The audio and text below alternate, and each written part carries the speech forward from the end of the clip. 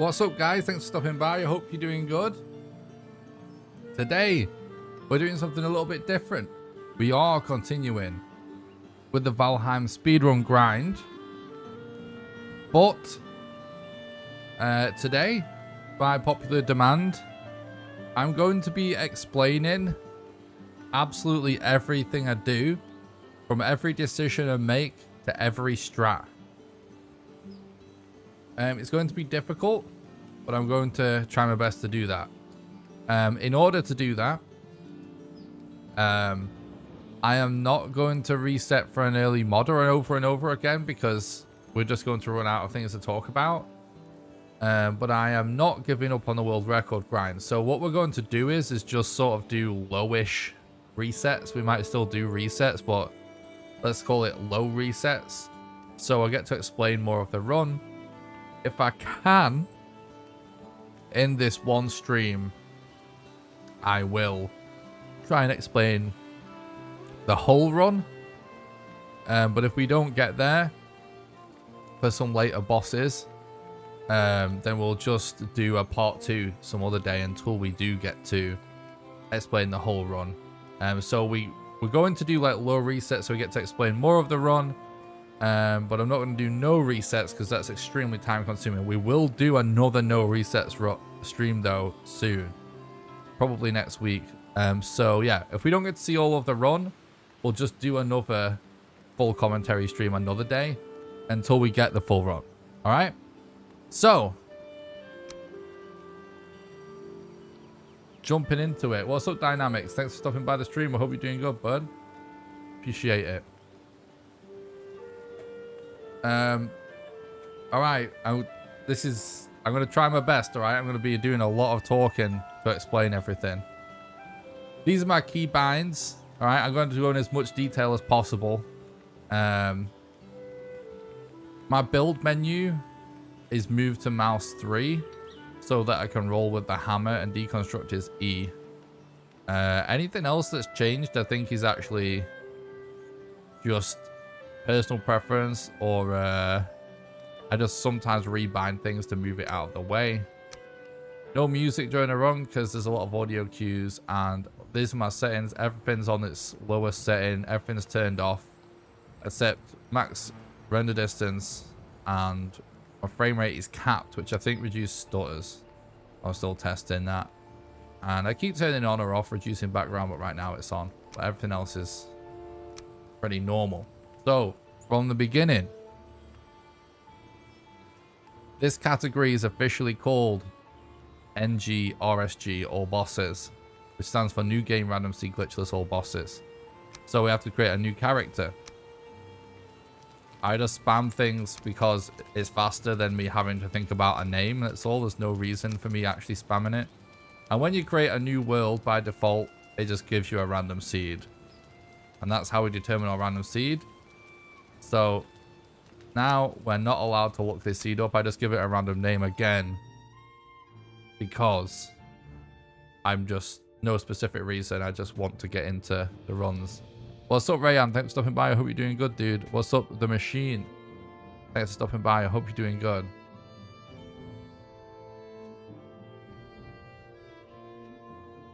Okay, so we can skip the intro by logging out or logging back in. That's something worth mentioning. But we're not going to, because we can gather information as we fly in. I'll explain more of that in a second. What's up, Abdullah? Thanks for stopping by the stream. I hope you're doing good, dude. Thanks for the look. Today we're doing full commentary runs, so I'm going to be doing slightly less resets, but I'm going to be trying to explain absolutely everything I do. So if you want to skip this intro, you just press escape and log out, and then log back in again, and you will skip the whole intro process and just appear at spawn. So anyone that finds this tedious, they can do that. But for the speedrun, the time doesn't officially start until we start moving the character. I'm going to be trying my best, guys, to keep up with chat, but I need to talk a lot to explain everything I do, but hopefully it gives everyone as much information as possible. I'll repeat myself several times. I just want to quickly say as well that whilst we have time, I'll try and play out as much as a run as I can in one stream, but I'm not going to do no resets. I'll just do low resets. And if we don't manage to do all bosses, so that you see all the strats, we'll just do this another day until we do the whole run. All right, this is important. Right from the beginning, we're checking for mountains. Oh, is that actually looks like a decent mountain. All right, so you can see the silhouettes. My monitor brightness. Oh, there's mountains everywhere actually. My monitor brightness is turned up really high. So I hold my camera in the direction of the mountain. I use the stones to say, oh, it's right of your glove, and now I relog. We relog there to remove the wet debuff of the animation. And as soon as you log out, if you start spamming enter, spamming enter will just immediately get back into the game as soon as possible. So now we need to just remember in right of Yag. This is when I turn my music off because I want to hear the game. And then as soon as I do my first movement input, I'll start the timer. And now I remember it was right of Yag where we saw that mountain. I'll explain more in a second. So we mark that general direction so we know where to go. And check Eekthea. We can turn the tutorials off now as well. So we can do that. Tutorial toggle. Yeah, so we check Eekthea's location. And now we just start gathering mats. So first of all, we go with a hammer. Do I know a way to get silver easily without the wishbone?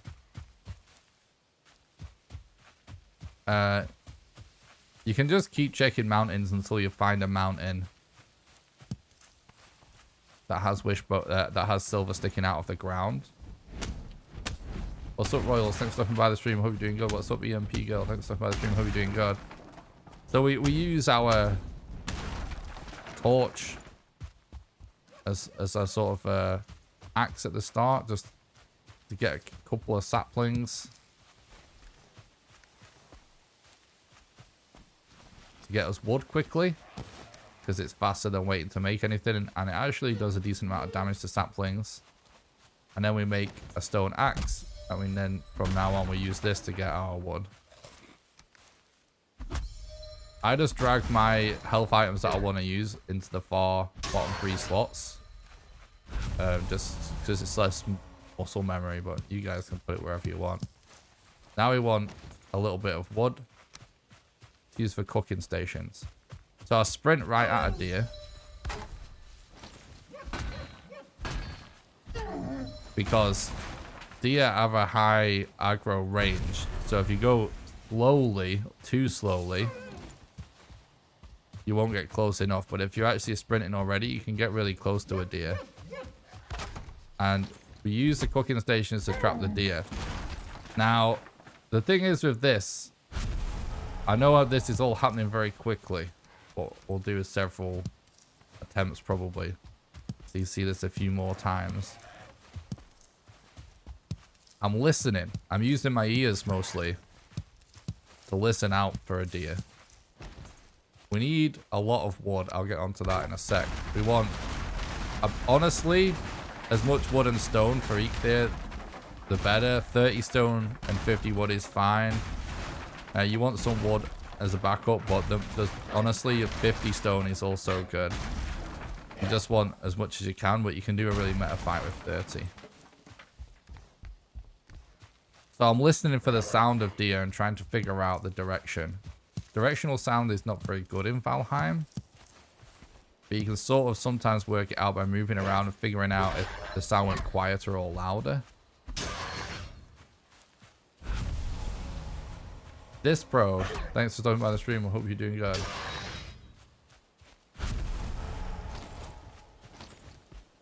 But with the cooking station thing, when I'm running at a deer, first of all, I try and be running at the deer well in advance, because there's a little bit of a delay in when they aggro and start running away. So you can actually get really close to them. It's harder to catch if you're reacting to them being aggroed and running away. Then I want to be running directly behind them, and I want my cooking station to be as sort of perpendicular, that's the right word, right, to it as possible. Like, I want it to be as straight a line in front of them as possible. And before I place it, I want to give them a chance to start moving for a couple of seconds or something, because they seem to have a high likelihood of changing direction early in the AI routine. So like when they start moving, it seems likely that they change direction quick. So you can wait until that has happened and wait until they've gone in the same direction for a couple of seconds before you place it. Now, 1 stars can be harder to kill. They have more HP, but we did it fine there. And obviously we're looking for 2 trophies, which we now have, so start heading to eat there. But also, we want 5 hide, so we can make a level 3 workstation to make the wooden club that we use for bone mass. Along the way, we're just collecting little bits of wood. We have 50 wood already, so we don't need to focus too much. But wood you always need more of, so it's not a waste of time necessarily. Get a little extra wood. Just at this point, it's not worth going too far out of our way for it. But it's not a waste to continue to get wood. The reason we go for saplings in the speedrun is because they destroy very quickly and they have quite a high drop rate. And so therefore you can be multitasking by moving in the direction you need to go in, whilst also getting wood gradually. So it's just a little bit more time efficient. Any ridge or hill like this with bare stone has a chance of spawning a lot of rocks. I'm going to be slower than usual when I'm trying to explain all this, by the way, guys. It's why I don't do this much explanation on a normal stream. But we'll do it as something special today. So whenever you see a ridge or a hill, it's high chance you get a lot of rocks like this. So this is perfect right now. We're Gucci. We need a bit of flint. We need 25 flint in the long run.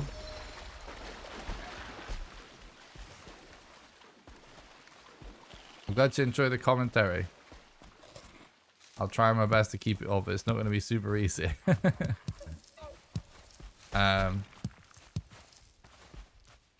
yeah, we need 25 flint to get a chopping block and a tanning rack, so we can go for a level 3 wooden club. We'll talk more about that later. But one thing we have to bear in mind is that we don't really have to have the club until bone mass. And you do find a lot of flint along the way. So we don't necessarily at this point need to go too far out the way to get flint.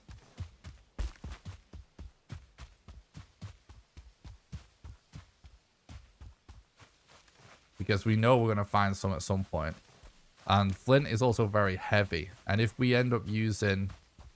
If there's a modder on this mountain here, we want to use all these stones for modder, which is also heavy. So,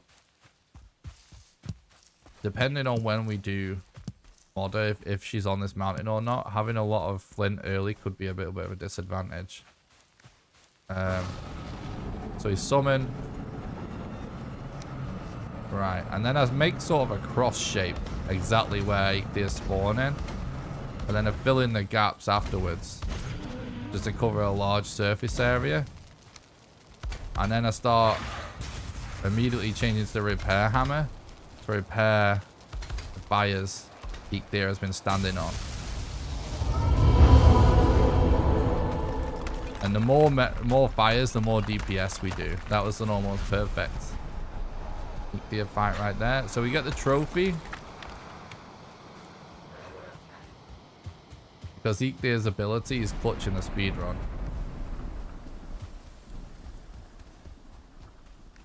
Now, just in case Modder is on that mountain, we could consider more rocks, but we don't need many more rocks, maybe 10 at the most.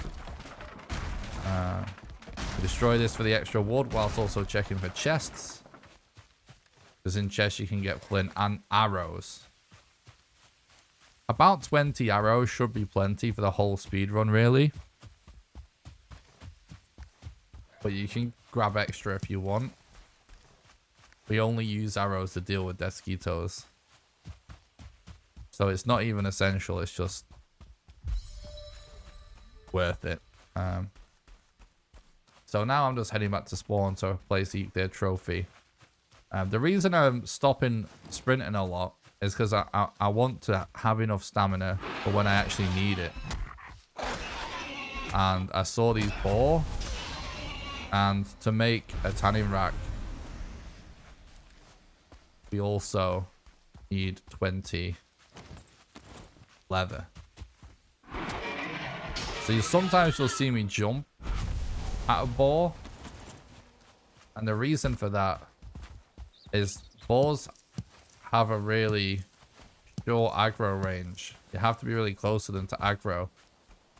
And it is so short that you're actually able to jump over the aggro range and they won't aggro at you mid-air if you jump at the right time. So I'm doing it to just get closer to kill them faster.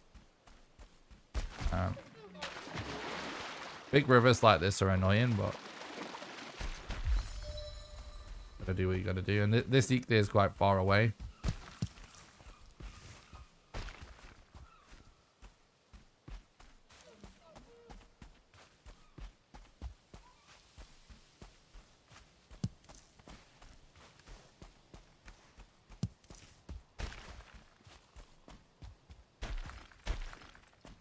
There is a category with no logging out and logging back in on category extensions, but no one runs it. Thread has been running it a little bit. Not sure if anyone else runs it, but even he wasn't really enjoying it too much.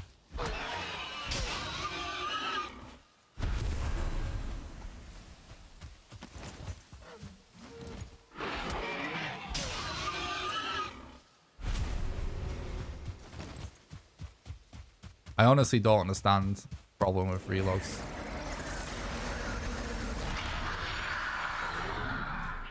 Like, if people think there's too many, they're just not watching the whole run.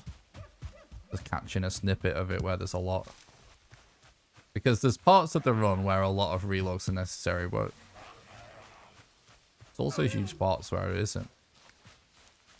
Oh, something as well that is worth a note now. I'm willing to go back and do this.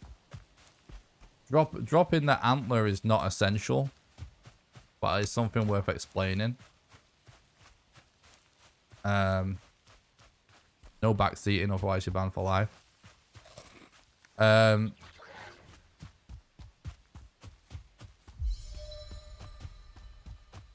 antler, sometimes it's worth resetting your spawn. Just as a way to travel back to the center. It's not really a strat that you need to use very often. But sometimes if you don't have that much important stuff, it can be worth doing. If you like find a boss and it's just the opposite side of the spawn, for example. So we drop one antler just so we at least have access to one pick.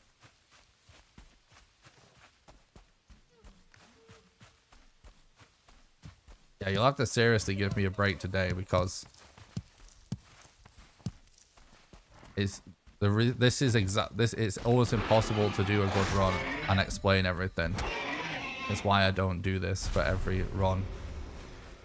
So I'm just doing it as a one-off today, but probably caused me to make some mistakes because it's impossible to think straight when you're thinking about what to talk about rather than what to play, if that makes sense.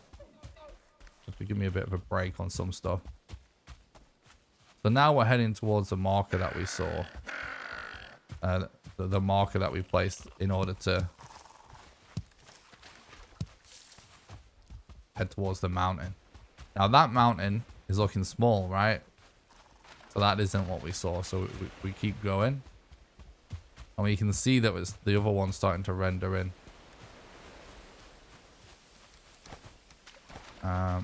A little bit of meat is not a bad idea to deal with a mountain, as long as you don't waste too much time sitting around cooking it. We're going to do it when we make the bed. Now we can see when you mouse left and right, fog actually doesn't render as much on the edges of the screen. So we can actually see that mountain clearer, and we see that's the one. It's nice and big. Now I'm checking that I have raft mats. So that's 6 resin, 6 leather, 30 wood, and we don't have the wind.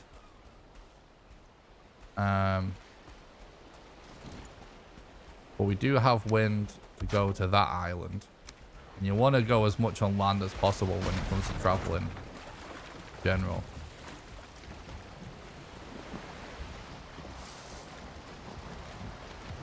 Alright, so going in a straight line is almost always faster. It's extremely rare any other time that it isn't. We're not going to debate that, but it's true. Standard speedrunning practice. And then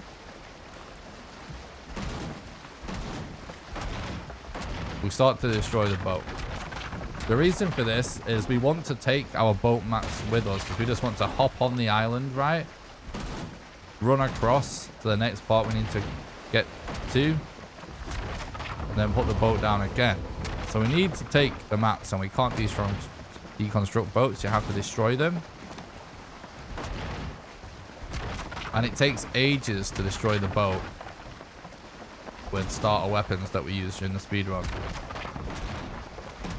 So we get most of the damage done while sailing to save time.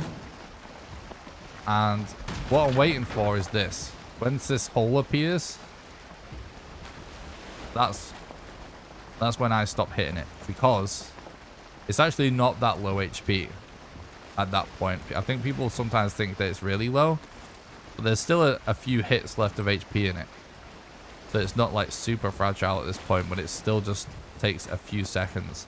I think it's about 6 seconds to destroy the boat from this point, and it's about 30 seconds from full HP.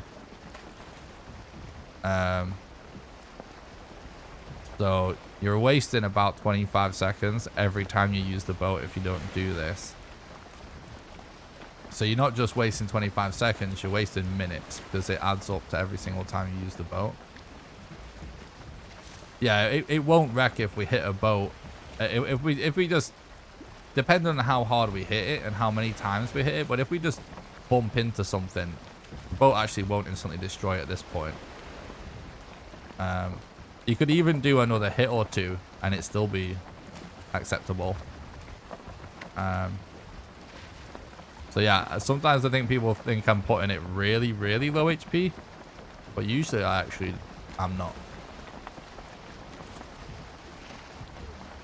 Alright, so we want to head towards that mountain. Now I should say, you don't have to play early mountains. It's just a good way to get ahead. I'm not going to get into that right now. I'm just trying to show you guys as much as the run as possible today, so I'll just play it how I feel in each run. So as we go, little extra bits of wood, no problem. We can see we have 4 extra stones, so we'll grab another one, so it's actually an extra fire. We only need 5 hide, so we drop that. I kept 1 stack of meat because it actually, like I said, it can be useful when climbing a mountain.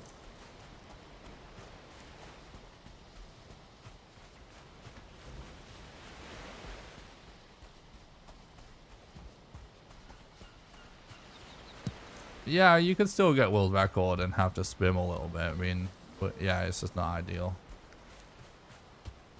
It's all relative to the RNG of the run. So obviously, as we're heading here, because we're now in Black Forest, we're thinking of Elder stuff too. And we just saw this seed, and we need 3 of these to summon Elder. So we quickly get this. We try not to waste time fighting anything. So we can get away with just grabbing the seed and running. We go. The biggest thing that's worth noting in the Black Forest is these crows. You can hear the crow sound and you can see the crows flying around. They only do that around structures, including burial chambers. So every time we hear or see crows, we try and check what structure it is. We see that one. And that one can't have an Elder rune on it. It's only the tall ones with the rooftops. The tall, thin ones with rooftops that can do it. And obviously inside burial chamber. So if it's not a burial chamber or a good structure, we call good structures with runes on good structures and of ones bad in the game in general. So if it's a bad structure and it's not burial chamber, we don't bother with it most of the time unless we want to farm it for something else. What's up, Dan? Thanks for stopping by. I hope you're doing good. Happy Friday, bro. We grab food as and when we see it as we go. We don't really have to focus on getting food. Sometimes we might want to top it up, but it's usually unnecessary to go out of your way for food. You find a lot just on path. It's one of them things that people, I think, tend to rush. But if you just take your time and just grab what you see right in front of you, usually not much need to go off course. When did I reach my PB? I don't know. It's ages ago now. 2-3 weeks ago, at least. I would say. I don't remember exactly.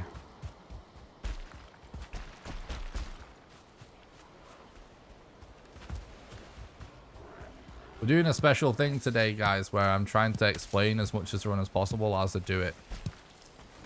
I will go for world record if it ends up being possible, but it probably won't be. But I'm going to do sort of lower resets and try and explain as much of the run as possible as I do it. And I'm trying to explain all my thought process. So my thought process in this scenario is we're just heading towards that mountain. And I'll sort of mouse around occasionally.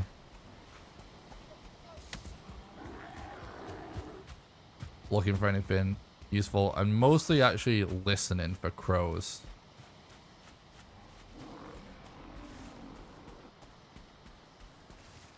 And I'm also looking out for troll caves as well.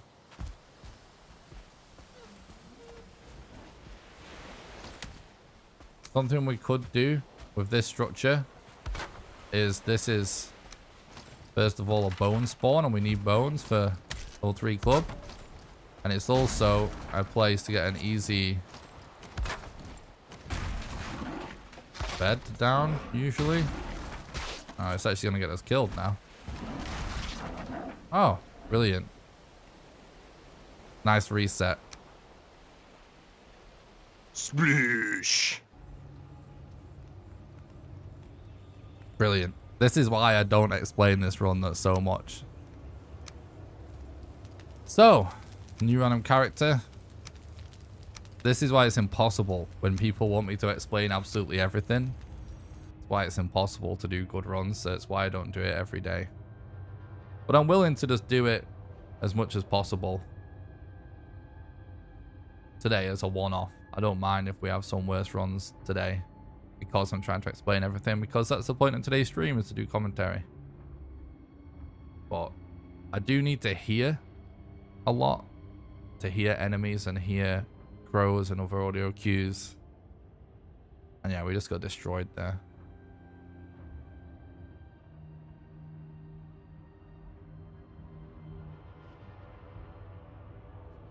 Would it be useful to sleep and get a tiny bit of rested? No, it's almost never worth it. When you relog, you'll lose rested. And you only really want rested when you're guaranteed to be doing a lot of just sprinting in a straight line, really.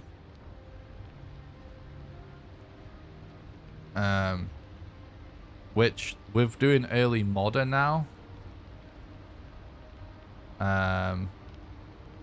if you do early modder, there's a lot more use for rested, because then you can actually combine rested with Eekthea. It actually is a decent amount of time save. But usually we have to save up our Eektheas if we don't do an early modder. But if we once we get modder out the way, it's fair game with using Eektheas. And if we're using Eektheas for long periods of running, combining it with rested is really effective. But most of the time when you're going around, you don't like, it's not necessarily the best thing to be doing to be sprinting all of the time anyway. So you don't use rested even when you have it half the time. And then if you have to relog, you lose it. Alright, so I'm looking for an early mountain.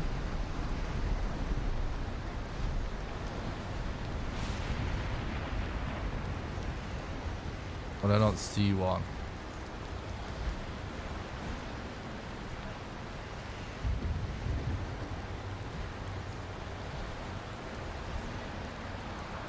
Alright, there's no mountain. So we won't play early mountain this time. Which is probably good for the explanation. So again, we relog to, you know, remove the wet debuff.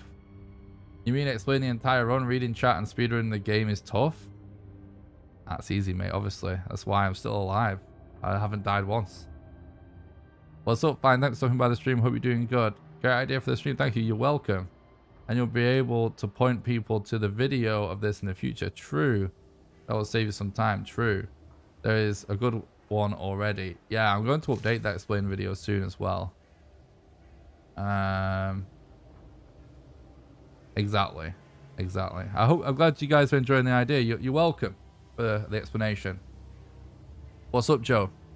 Thanks for stopping by and thanks for the look. What you can't see is that he's struggling on his feet. True. Alright, so we have no mountain to mark this time. Instant hammer. The reason I go for the hammer is because we want... Let's pause that music. We need to hear stuff. We want to be able to make cooking stations immediately. The spawn always has raspberries and mushrooms on.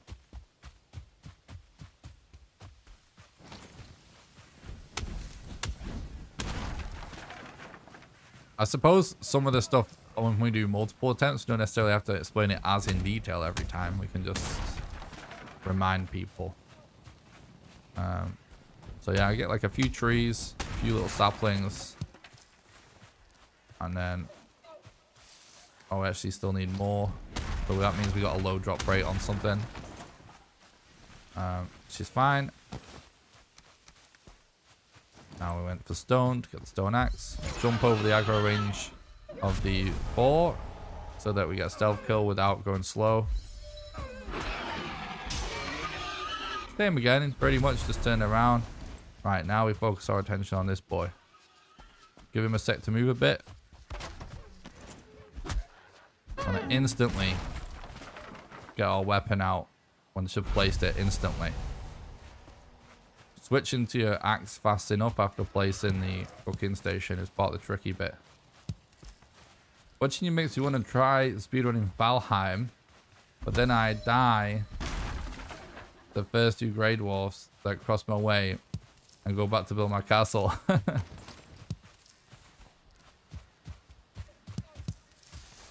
Yeah, you're going to see me make a lot more mistakes today, probably. Another thing worth mentioning, I'm glad that it inspires you though, I appreciate that, I'm going to enjoy the content. Oh, Poggy! Chris Long, thanks so much for supporting the content and helping keep the dream alive, I appreciate it, bro. That really helps, thank you. Thanks for supporting the content on Patreon. Really appreciate that, buddy. That really helps keep the dream alive. We will do more of these full commentary streams in the future, guys. I just can't do it all the time because I'll never get a good rundown. But I'm totally fine with doing this every now and then. Right, this guy's going back to where we can't craft, so I'm just going to abandon him for now.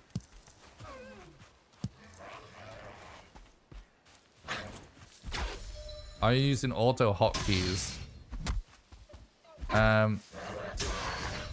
I have a few things bound in my like mouse and keyboard software, but it's just remapping that the game doesn't support. So it's just button for button remapping, which we have no rules against in the speedrun. Usually in speedruns, button for button is allowed. So I guess I can explain that. Q is 1 for me. R is 2, I think. F is 3. 4, 5, and 6 I keep as they are. And then 7 and 8 on the 2 side buttons on my mouse. Yeah, I still love playing Valheim. It's awesome.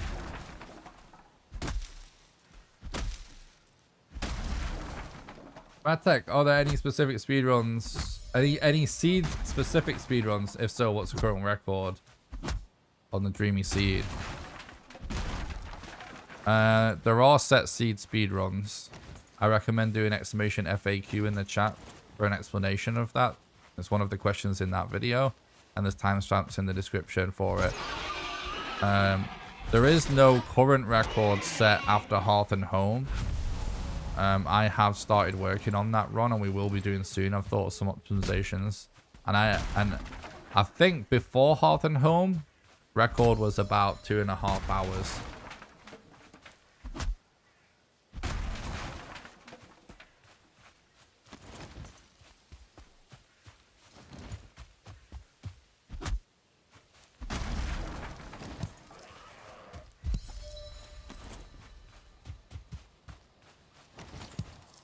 Alright, so this is a slower run because we're not hearing any deer, but it's okay. We're here for the explanation today.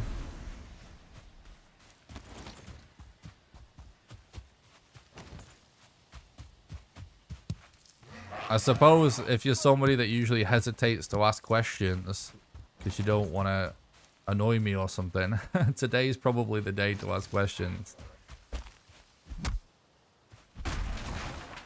Yeah, if you feel like you don't want to sabotage a speedrun, because I'm sabotaging myself by doing this commentary today anyway. So ask away.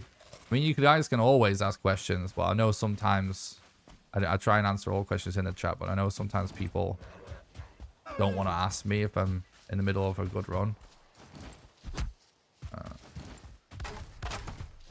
So if that's you, you can ask away today.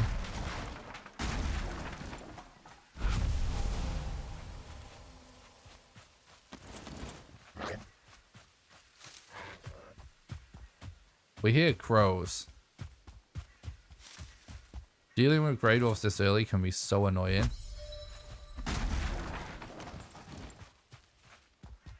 But we need to head to the structure to see if it is a good structure. It isn't. Because if that structure with crows on it had an Elder Rune on it, it would actually be huge. So I saw that boar. And we need leather. But you know, you find quite a lot of leather during a run if you include troll caves. So, you know, it's okay if you don't go for every boar. You know, having 5-ish is, you know, 5 or 6 is really, I think, a good amount to have before looking at troll caves, but don't worry about it too much.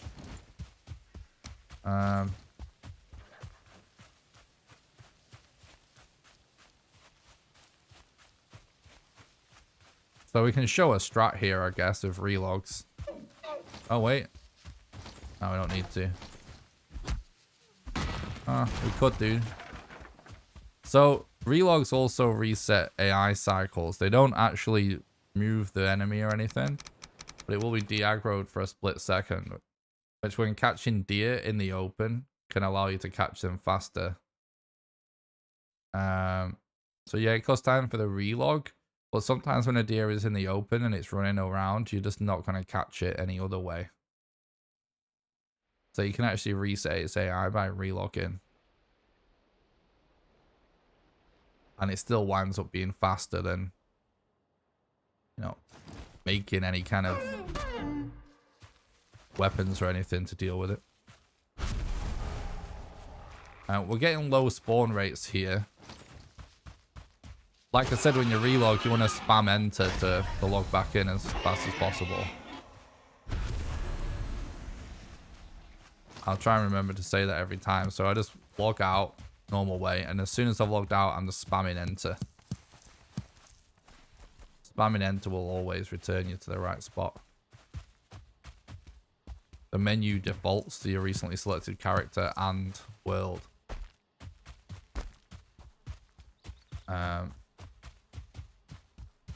And yeah, using the keyboard for the menus and the main menu is faster.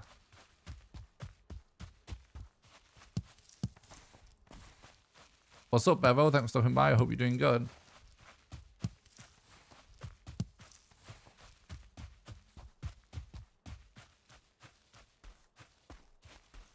So we got low drop rates here because we killed some deer.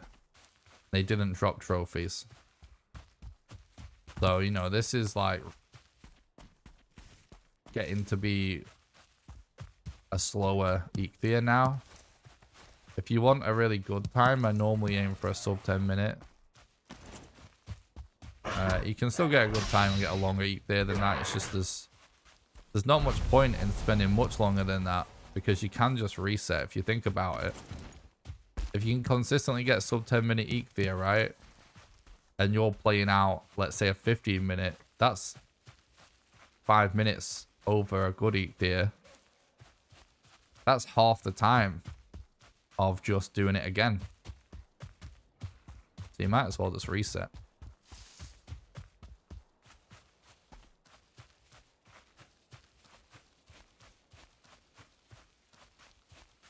So good, Royals.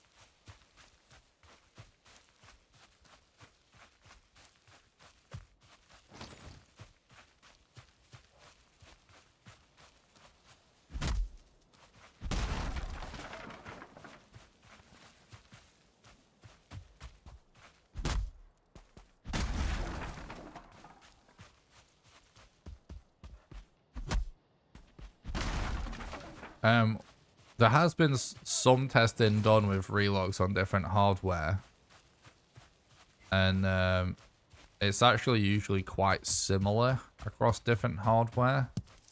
It's not definitive yet, though. There's not been enough testing done.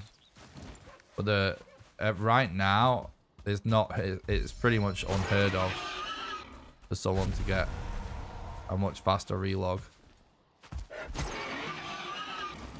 Definite potential for that to change, though.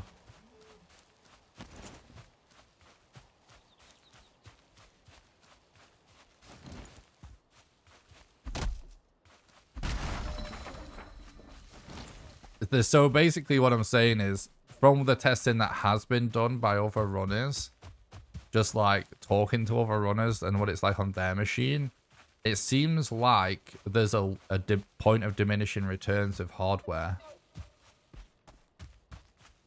You know what I'm saying? It gets to a certain point where it just does seem like it takes the game X amount of time to load it in.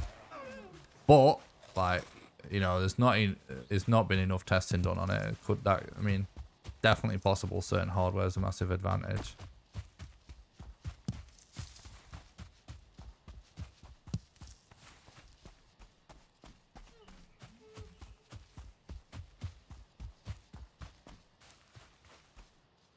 Alright. I'm just gonna, like, it shouldn't have to relog here, but my deer fighting is sloppy because of all the talking, so I'm just gonna relog again.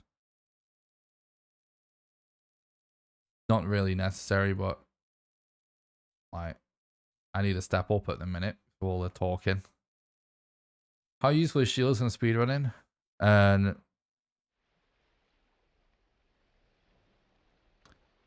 they aren't really, they aren't useful really. The one conceivable way that you could potentially use shield is using a wooden tower shield when exploring caves to defend against bats. I've done that before and it works okay, but it's not a big deal. But it is to the point where could do it.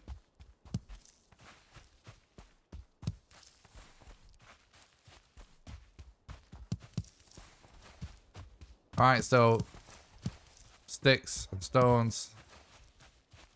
We eat there.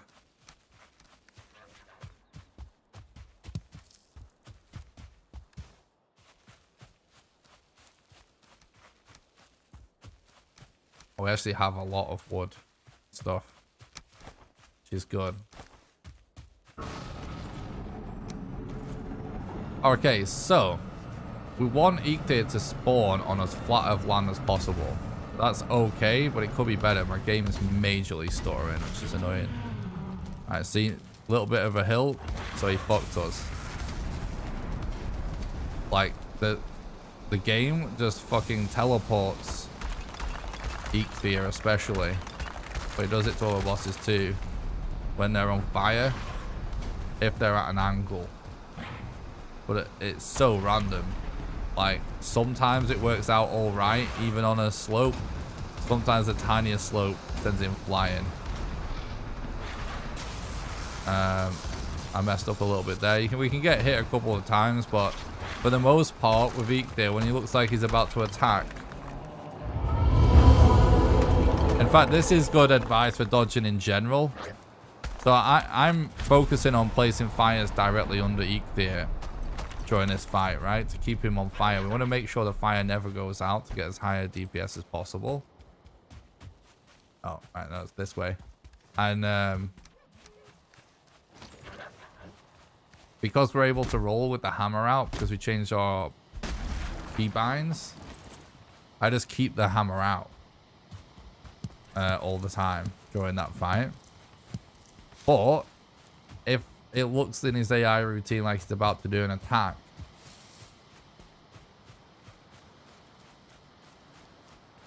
thanks for appreciate that. Thanks for my stream. I hope you're doing good. I hope you enjoyed the video. If any boss seems like it's about to attack, a good way, particularly if it's just like a 1v1 fight, is like you could already be holding block and moving in the direction you want to dodge before it attacks. So you're looking like, oh, it looks like it's about to attack, right? So you could just already be holding block and moving in a direction and then wait till the attack and then press space. That's one way to do safe dodges. All right, so we didn't get an early mount in this time, right? So instead, when you fly over, one of the reasons why we don't skip the Valkyrie, even if we're not looking for an early mountain, is they explore the map as you fly over. And this might reveal a black forest, so we can see a black forest in our flyover.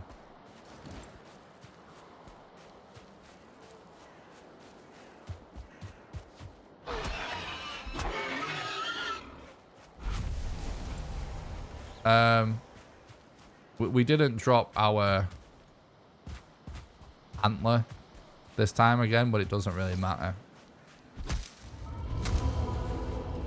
We have pre and post Hearth and Home runs because of the health and stamina advantage slash disadvantage. But that's about it. Honestly, it's really just me with shit like that. I was the one that said we need to do that change and kind of made sure that there was a consensus that it was worth doing, to separate post-Hearth and Home and pre-Hearth and Home. And I just try and, because I am a moderator on speedrun.com, and so I just when there's an update, try and think of if it's actually going to be unfair to run against. And I think there's not really been a case for splitting it up more than that yet. Especially when you're balanced with the discovery of new strats anyway.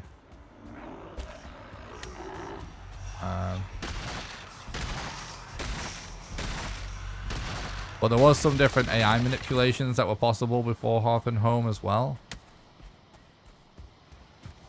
So it's a pretty nice, appropriate split, I would say, a minute. Don't want to split it up too much.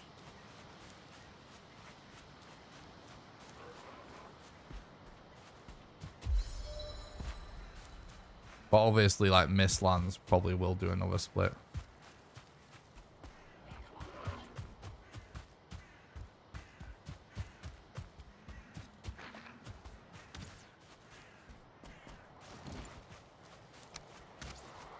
All right.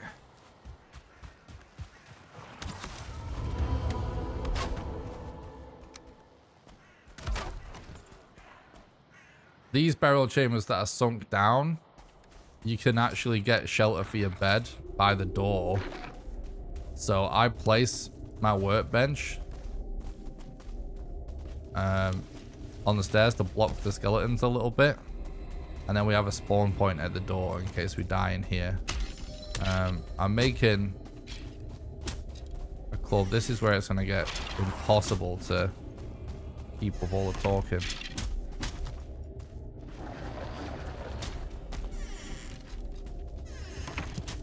So in here, if we bump into yellow mushrooms, we take them.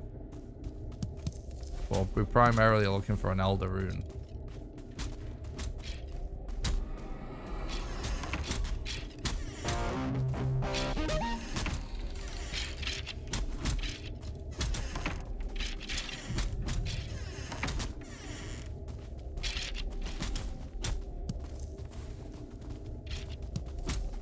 Thanks a lot for the follow, Foro. I appreciate that.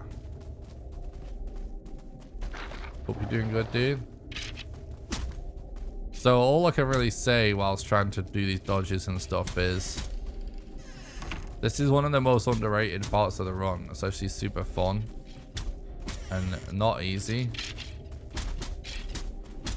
to actually stay alive without much in the burial chambers.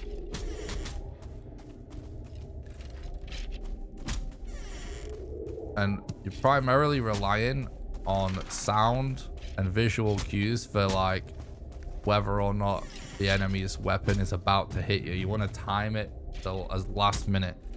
And the audio gives you a little bit of an idea of the rhythm of the enemy's attacks. We grabbed that Surtling core because we use it for a bonfire.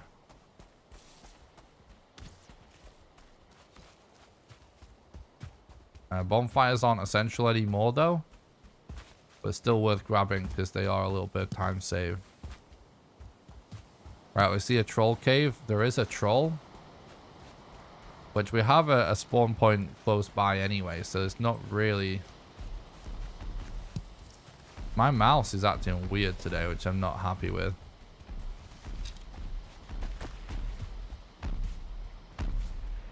Okay, so in here, we sprint right away. Nope. So usually we instantly sprint because it's a little bit random how long it takes for the troll to spawn in. Sometimes you can go and loot a chest before the troll even spawns in. While we insta run. And we're checking troll caves for leather and bones. And if we need hide as well. We have hide. So we just need 8 leather. And we need bones. We need 15 bones total. We have 3 right now.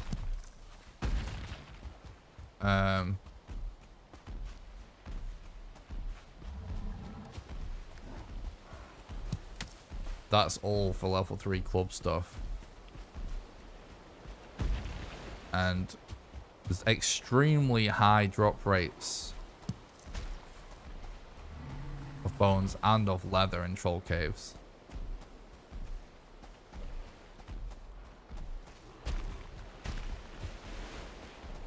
Yeah, I suspect that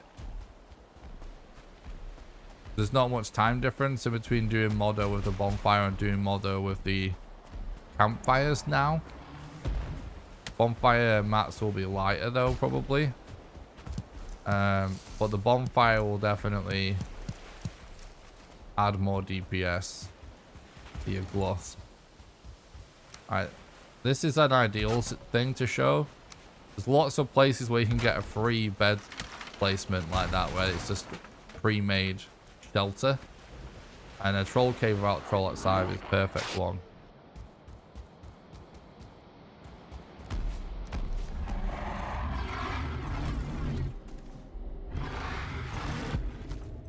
Alright, so I'll try and explain. I can't explain that whilst doing it. Right, so we're just diving in looking for the mats that we need. But one thing I will say is we got our leather first of all, so cha-ching. So now 10 bones. Right, so yeah, we sprint straight to the chest because there's a chance it takes a while for the troll to spawn in. But that troll was already spawned in, unfortunately. Which we either went to a troll cave that was close by that caused him to spawn in, or he did just spawn in quickly. It is a little RNG. But what I do is, I quickly go to the chest, loot it, and as soon as he makes a noise, try and look up at the troll's face. And I'm looking at the troll to watch for the animation, because the sound always goes out of sync with enemies in Valheim. You want to... The visual cue is more reliable. So I want to be looking at him, holding control and probably a move direction.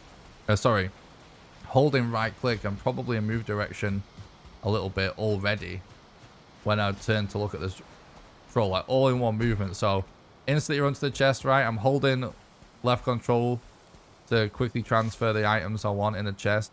As soon as he makes a sound, press E to close the chest, look up at him, hold control, and just already start kind of like tapping my direction.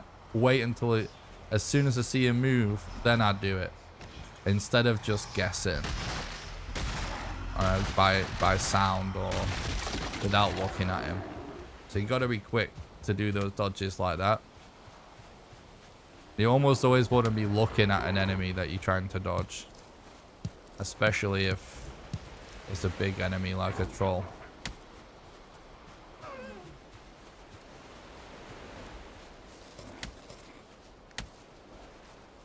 Yeah, we got 3 seeds, which is nice, but we don't know where anything is right now.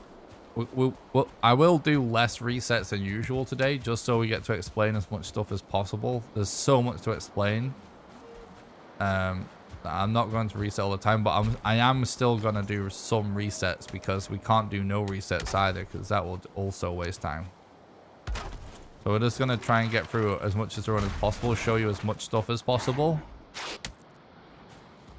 And hopefully we get to do everything. I think that was everything we need anyway. Yeah, we're Gucci. And if we don't finish the run, if we don't get to show you everything today, then we'll just do a commentary stream another day until we get to show you guys everything. We can keep coming back to these commentary streams. If people really enjoy it, I'm willing to do it every now and then, so we can make it a bit of a series of streams to eventually get to the point where I've explained everything. So now we have mats, except for flint, to make level 3 club, which is good. So we don't need to bother with troll caves anymore. Do need wood.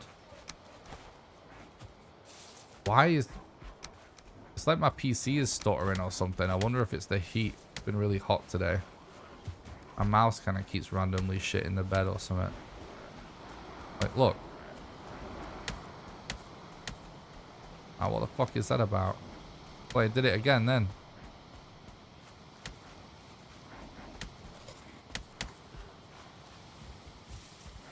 I'll just try and ignore it for now. Something isn't right with my PC today.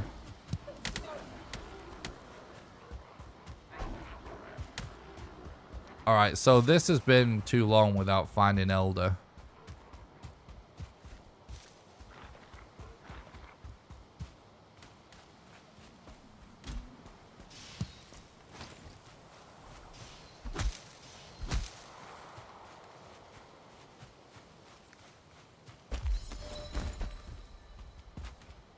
This mountain, by the way, looks tiny, so it's not going to be worth checking.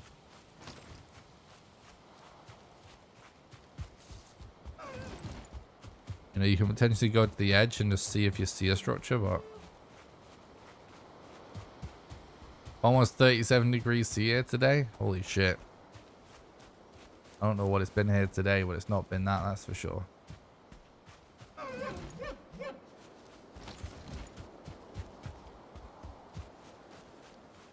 Oh yeah, so yesterday what I tested when I wasn't streaming was I just did testing. We're gonna do this stream yesterday, then had a bit of an upset stomach. So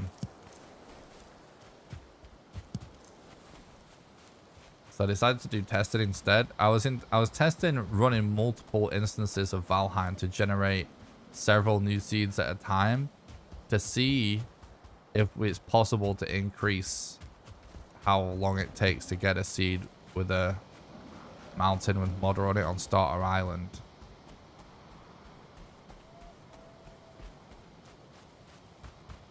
And basically I can do it 4 times faster.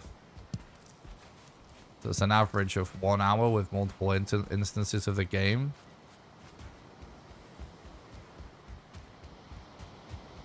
But yeah, I'm figuring out ways of doing that. And like right now, just in testing, it's not like something I'm using for real runs yet. But I've been using timescale to pause the intro sequences so then I can go through them all individually. And then sort of fast forward through them all. Check for mountains. And if I see one, then go check it. You with me? That's what I've been testing. Kind of similar to how the Minecraft multi-instance stuff works. And definitely has potential. I need to do more testing and then I'll maybe talk to Archie about it. We could potentially allow timescale in the intro sequence.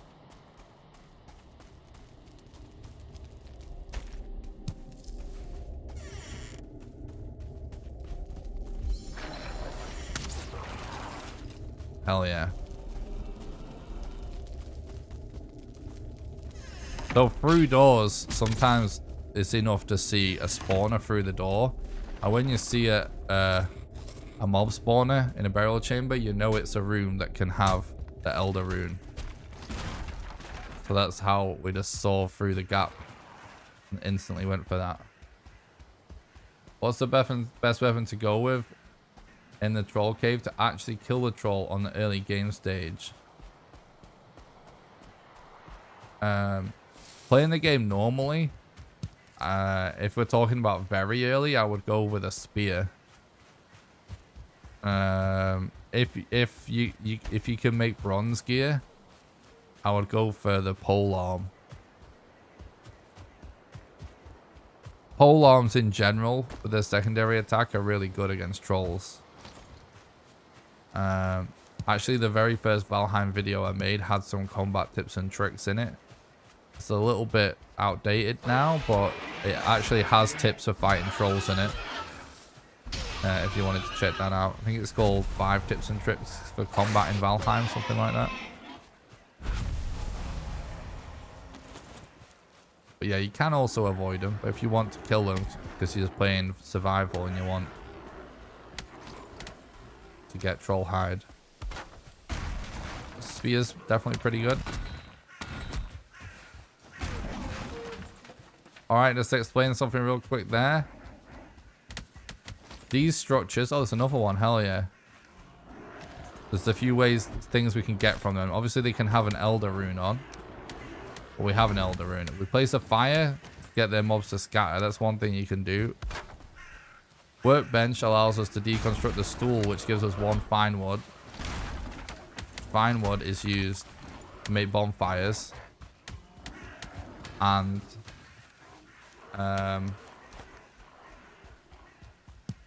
You can get food and leather and hide that's out of the stuff that's actually useful for the speed run from those barrels.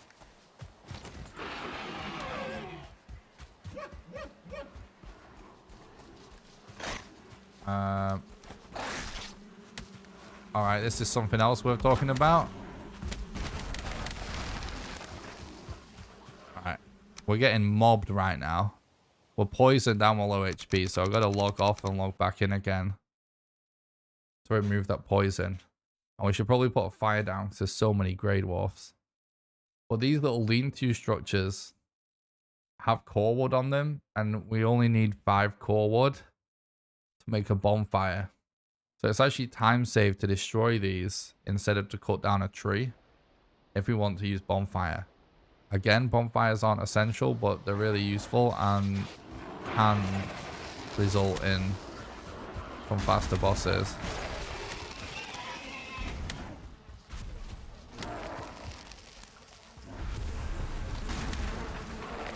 How is he not dead though? I thought he was dead, bro.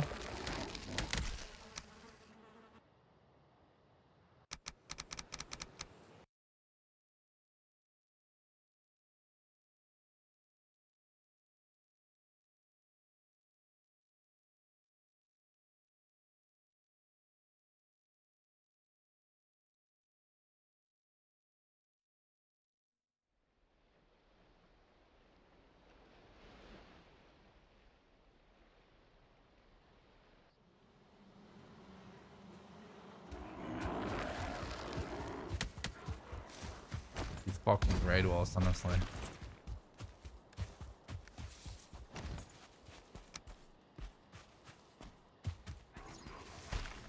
Place! Alright.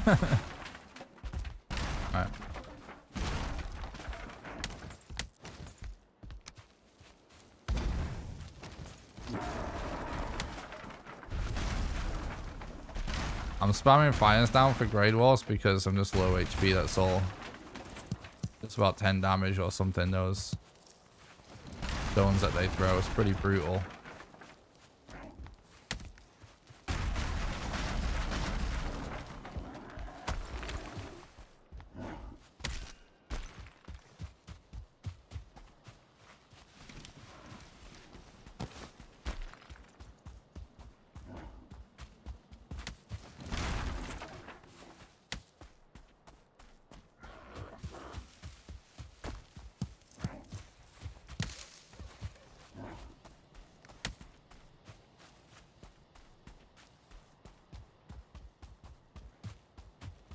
So this is a kind of scuffed elder location, but we'll still try and go to it so we can continue the explanation. We can also, by the way, just randomly equip the torch to get enemies to move away.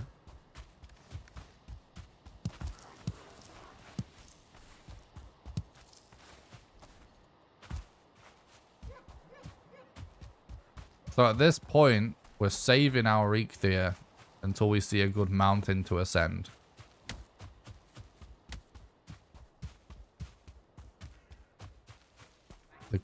You know, the ability lasts 5 minutes, but it takes a total of 20 minutes to be able to use the ability again, which is a giant percentage of the speedrun.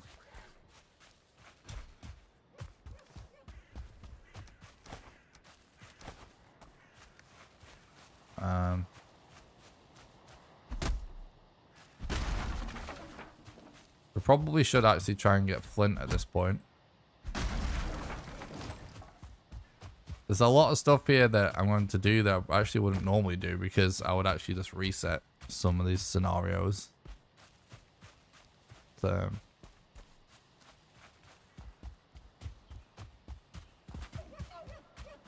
usually I would say with flint to always try and collect it en route. But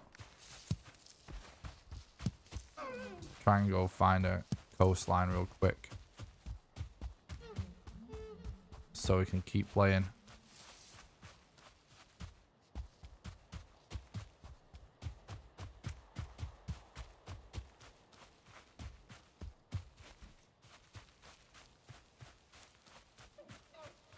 know, we might not actually be able to find one anyway.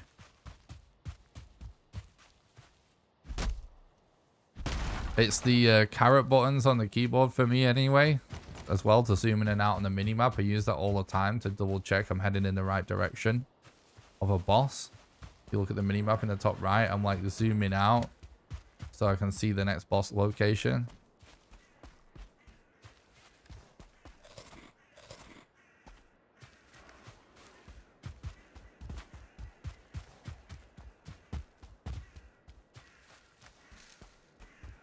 So I see that I have 44 rocks. So I know that one more is another fire. And we could still use some more wood. So when we don't need a ton more wood.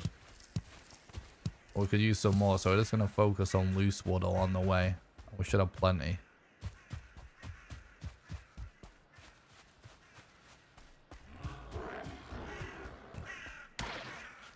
Thanks, Matt Jack. I appreciate that.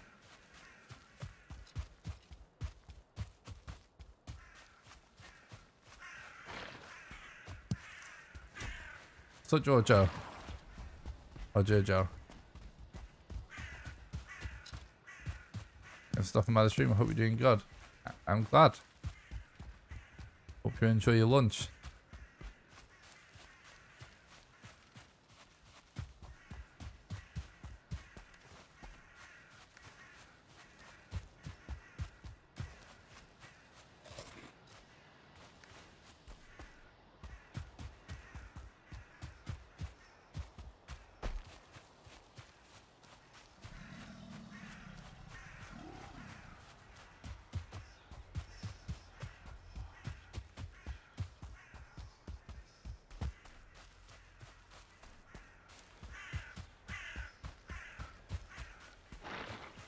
Oh.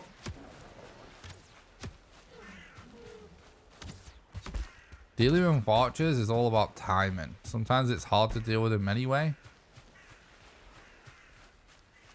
Night Scraptastic, thanks for watching. Have a good one, dude.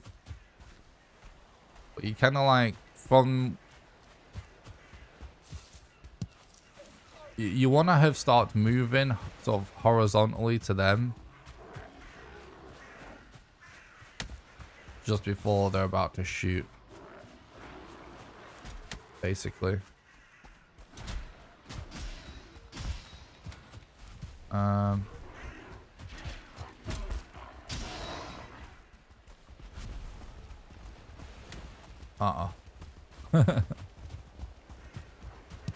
Skeleton army. So we can sort of see that this tree is there, or it looked like there was a second ago. Yeah, look, when we move left and right again to see through the fog a bit better. Which suggests that we can actually go via land to this elder. It should be a bit faster, depending on how far it is.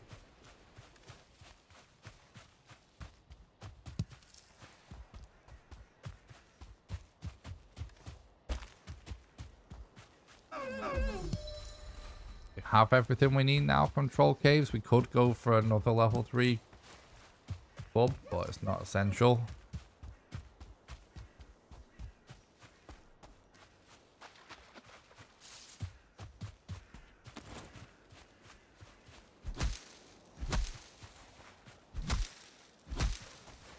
Want a lot of wood for the elder fight.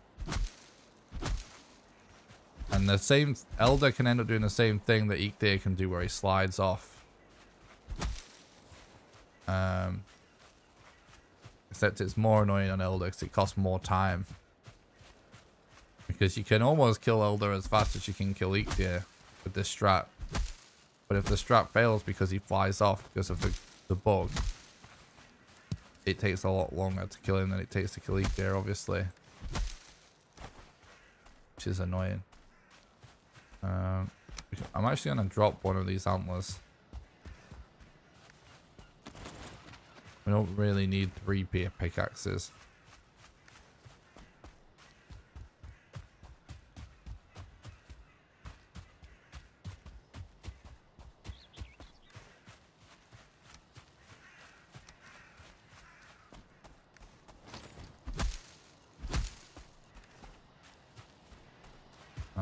Actually, we can potentially drop that as well.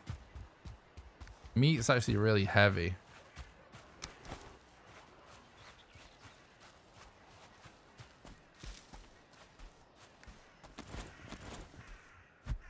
Oops.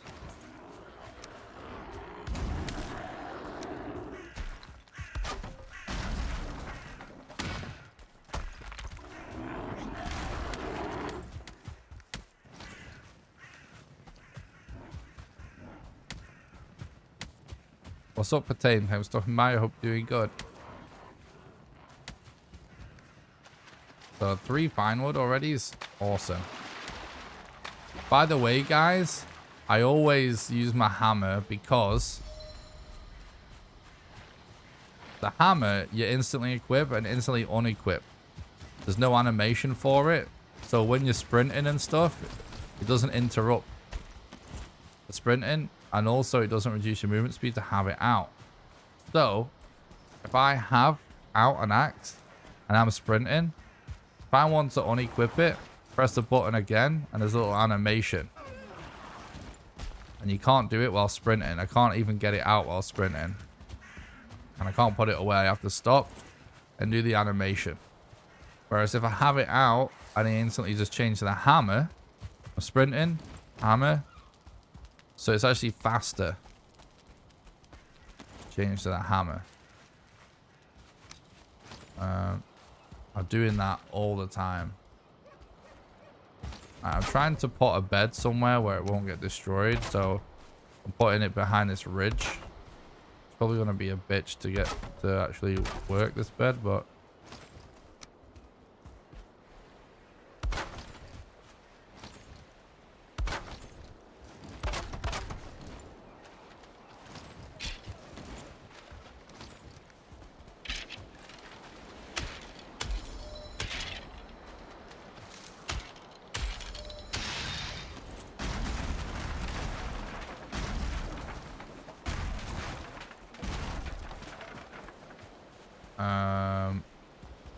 I want to try and put it somewhere outside of Elder's line of sight.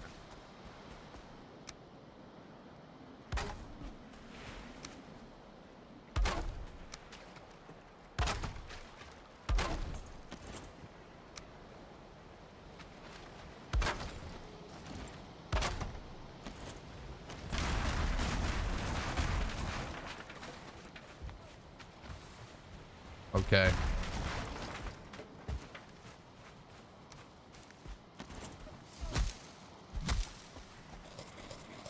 Alright, pretty self-explanatory. Just trying to make it so he won't instantly be able to do his ranged attack on my bed by putting it a little bit out of his line of sight. I get the fires ready. I zoom my camera all the way out before I equip the hammer, actually. Get the fires ready. Make sure I've rebooted. Right, now he's at an angle on a slope, so there's a good chance this backfires.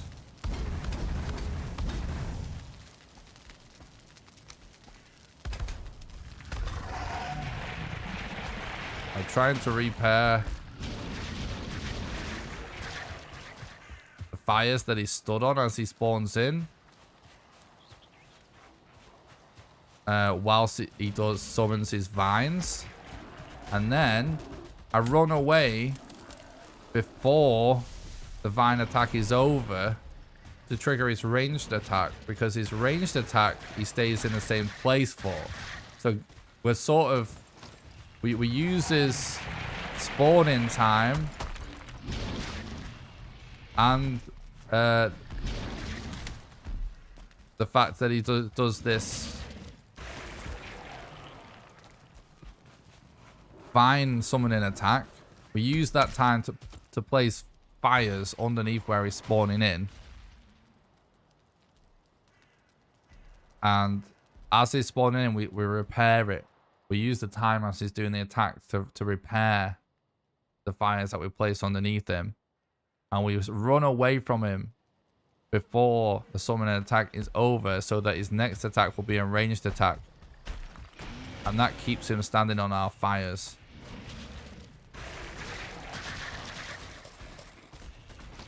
So that's the strategy there.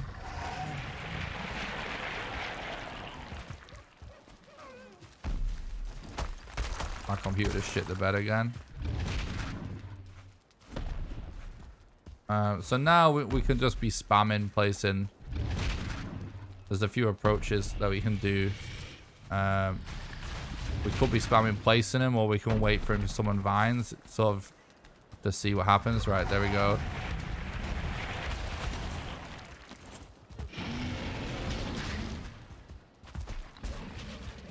Sometimes he just doesn't do the attack. So you just end up placing random fires.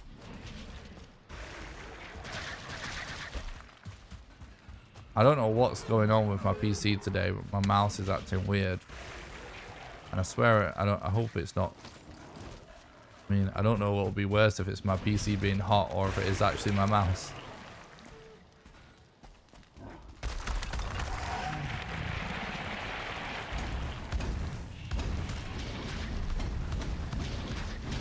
He's so close to being dead, honestly, at this point.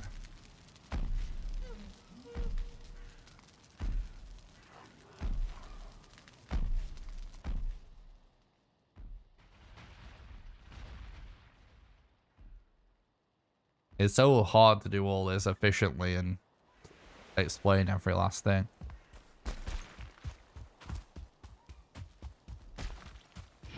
So, I'm not playing my best right now, but hopefully we are doing a really good explanation.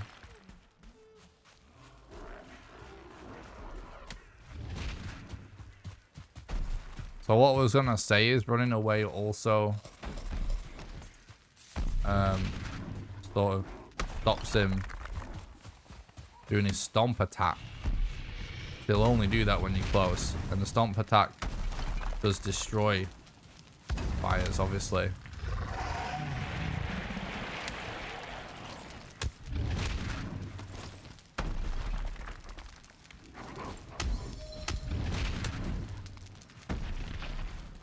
Can just finish him off with a torch.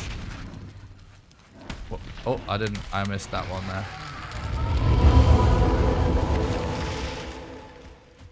there. We want to make sure we leave enough stamina to dodge when we're using that torch.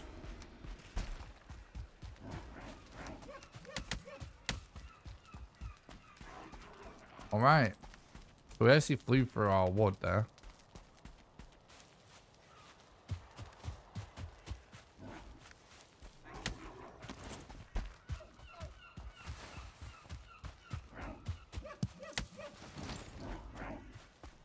Yeah, GG. So we need wood right now. But also trying to get out the way of these grey dwarfs.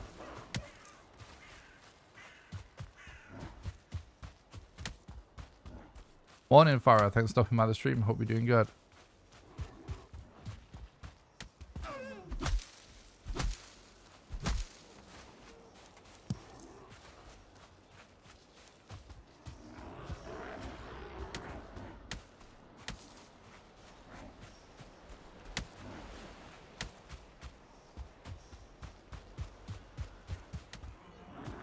So, we need wood. And we're also being chased by a ton of grey dwarfs, so right now I'm just running along the coastline, keeping an eye out for swamps by looking sort of across the sea and then sort of down along our coastline also, whilst grabbing any wood that we see. And we want to try and prioritize heading away from the middle in general whenever you're because the next thing we want is to move on to swamps.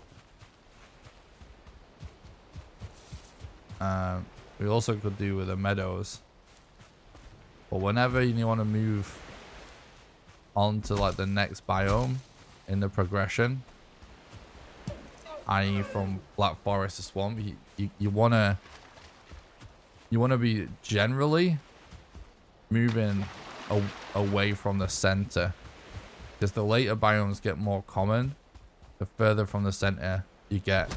Now there is a point of diminishing returns where you're actually sort of going too far, but we're pretty close to the middle still. there is such a thing as going too far from the middle. Like once you get into the point where you're looking for your glove, you want to be before mistlands start to spawn. Once mistlands start to spawn, start to reduce your chances of finding Yag because there's an extra biome in the mix. Right now, moving from the middle is good. We need 30 wood to be able to make the raft.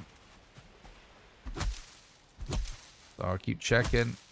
I'm looking for any sign of land and swamps. But if we see a mountain even, we head towards it. Because there's a chance that that mountain has swamp by it too. So any sign of land we're looking for at this point.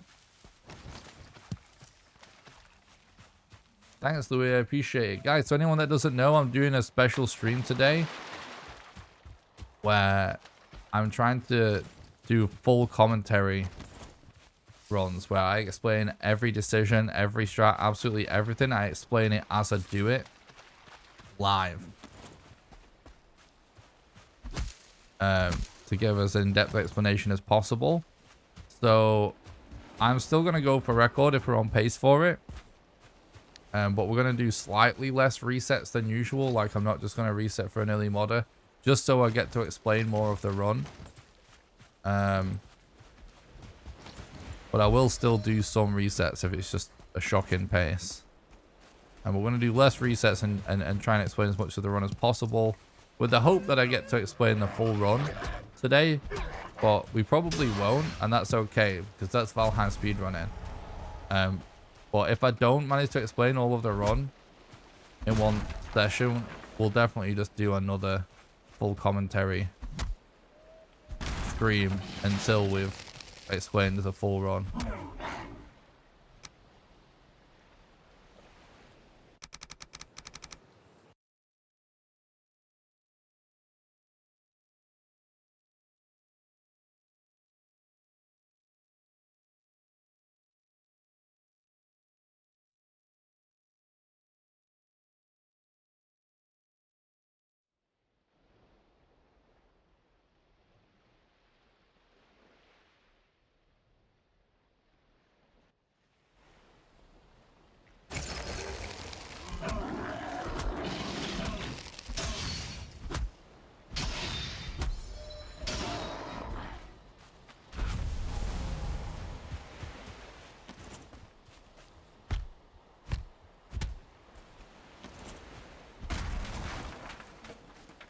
Okay.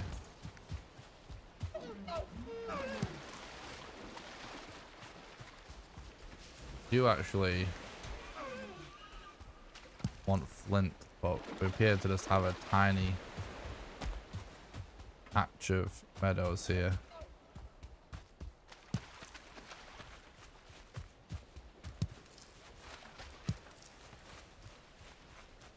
We probably head to that island over there.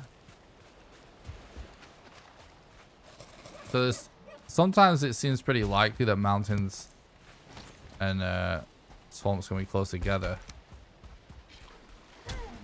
But beyond that, it's just not like... My god, my mouse is being so weird.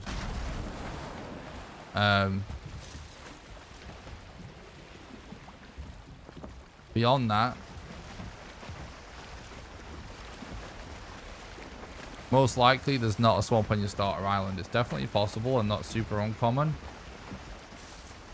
So you just want any other island at this point to find a swamp.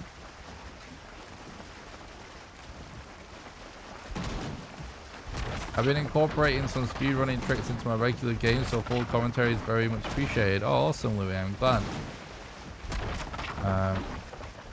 Thanks for watching the content. Glad you get something out of it.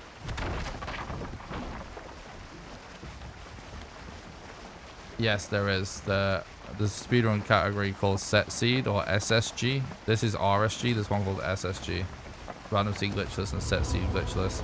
You can view all the categories and all the rules for all the categories on speedrun.com/Valheim. You can get a link to that by doing exclamation SRC. If you would also like a more in-depth answer to that question, I recommend doing exclamation FAQ in the chat.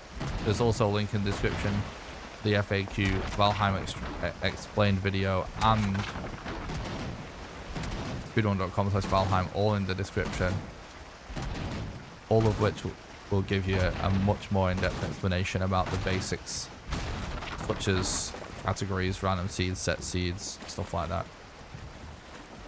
So if anyone is enjoying getting more information about Valheim speedrunning from this full commentary stream, and you haven't watched my Valheim FAQ video, my speedrun explained video, or checked out the speedrun.com page, speedrun.com/Valheim, I recommend you check all of those out in the description, or check out speedrun.com by doing exclamation SRC.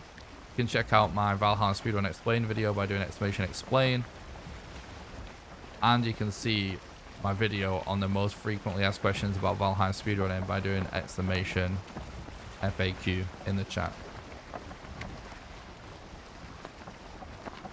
And subscribe to the YouTube channel because I'll be making more content like that in the future.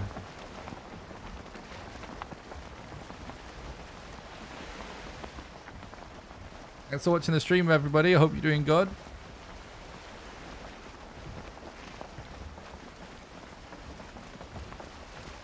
So we've already mentioned about hitting the boat to get it ready to get the mats back. But I'm also looking down here to avoid aggroing a serpent. So serpents, in order for them to aggro on you, first of all, they have to spawn in. And their spawn condition is that it has to be an ocean biome. Then they are more likely at night, then they're even more likely during a storm. That's essentially the spawn condition of the serpent, right? So first of all, they have to actually spawn near you. You have to be near a spawn. Then, in order for them to aggro on you, you actually either have to be really, really close to them, or they will aggro on you if you look at them. So you can actually avoid 90% of serpent engagements just by sailing around, never looking where you're going, and just looking down at the ground.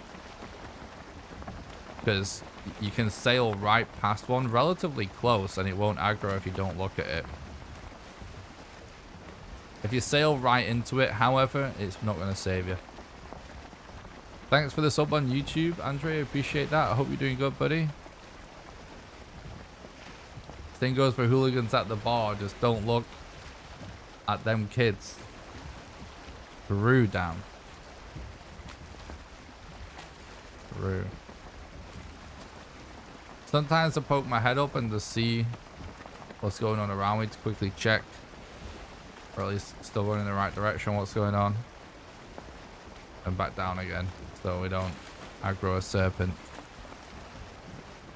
Honestly, most of the time you're obviously not right next to a serpent, so you can check more regularly than I actually do.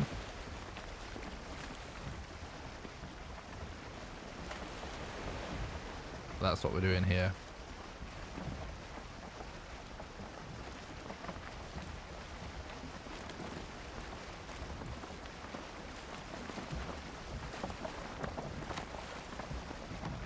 So we have 7 flint and we need 25. So we definitely could do to get some more flint. We don't need this. 1 extra bone. Use this time to check our inventory basically.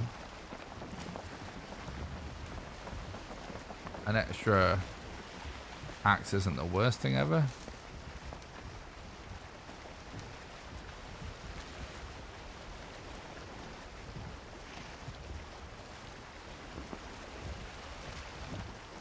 Yeah, once it gets nighttime and storms, they're not even that rare as well, so. And yeah, it's a huge run killer to bump into a serpent. It's also worth noting that when the biome in the top right, you can see what biome you're in by looking at the top right of the mini-map. Even though we're in the ocean, it says it's black forest. That means we're in a black forest, so this isn't a spawn condition for for a serpent, it would only be here if it swam from a spawn condition area, which would just be somewhere that says ocean in the top right. So even when you're on the water, you don't have much to worry about most of the time if it doesn't say ocean in the top right. Unless you've kited a serpent from elsewhere or something.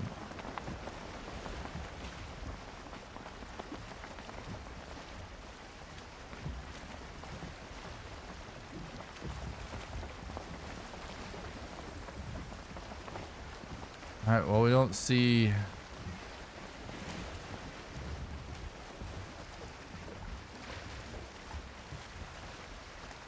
any swamps. I'm actually going to go right instead of left.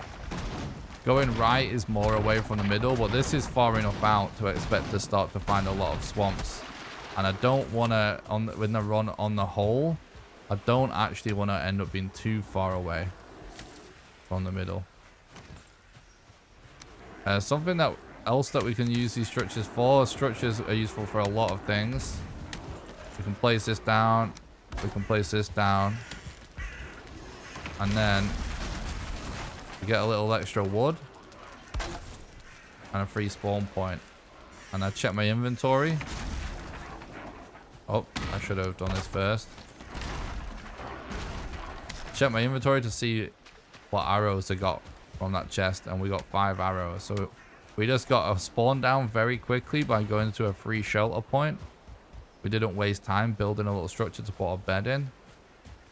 We got an extra fine wood, so we only need 1 more fine wood to be able to do a bonfire now. And we also got 5 arrows out of that, which we'll need to deal with mosquitoes. So just those few seconds that we just did right there, massively productive for a few seconds. And it's that sort of decision making, like spur of the moment, to do something like that, remembering what opportunities there are and the potential sort of time loss or time gain of a given situation. That's the tricky stuff that separates, you know, experienced runners and less experienced runners. It's just like randomly deciding to do something like that. I hope you get good bone mass. I love the new bone mass strat. Yeah, me too. It's awesome, man. I love it. I'm gonna pretend that my mouse isn't stuttering because I'm terrified. If I don't know, I can't tell if it's the game, my mouse, or my PC, but I'm just gonna try and ignore it every time I open my inventory. It's actually been fine now. It randomly just shits the bed sometimes.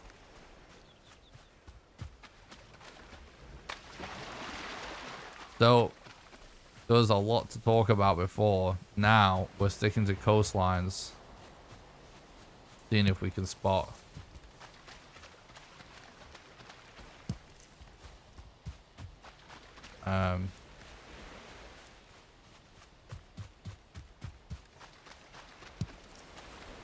swamps, basically.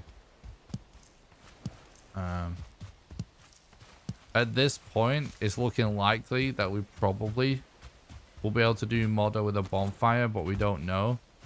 But my point in my saying that is that I'm no longer going to focus on topping up my stones as much, but rather more focus on topping up my wood, because we need a lot of wood. We don't need a lot of wood, but having a lot of wood before bone mass is really useful.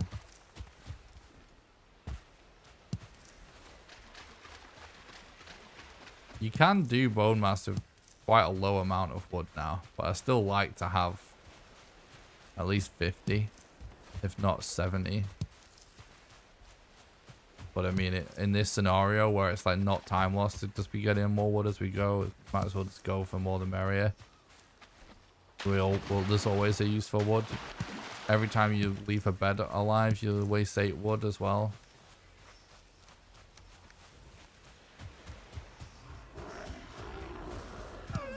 But if we end up using bonfire for modder on this run, then we don't have really any need for rocks other than just occasional time we want to place a fire.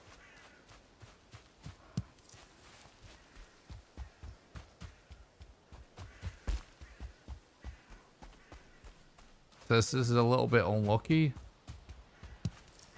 in how long it's taken us to see a swamp. We see a mountain, and once we get to this corner, we'll check the left coast, and if we don't see a swamp, we'll go to that mountain. Hopefully we have better luck on that other island.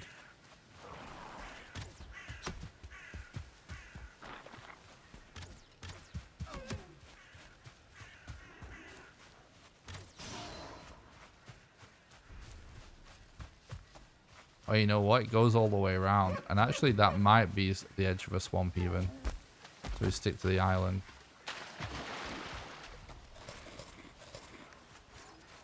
So far, we haven't really seen a super exciting mountain. Yeah, let's see. It is a swamp.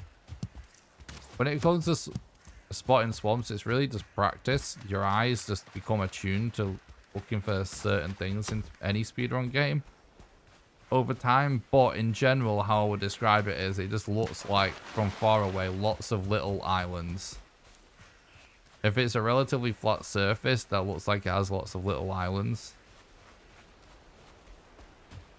But probably swamp. Particularly if it looks wide. Well, we have a plains there too. And a camp. Now, we don't have flint. I'm dropping even more stone. We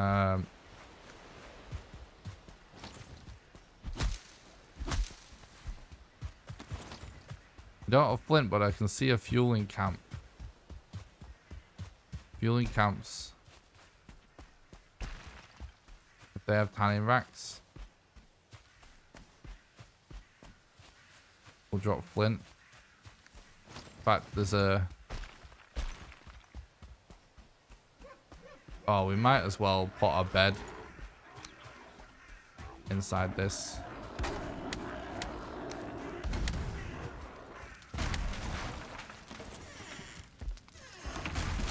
We now have enough pine wood.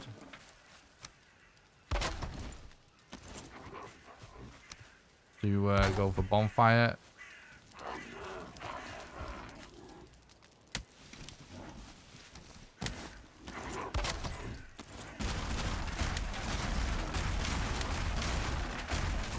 So I got some extra wood whilst we're here.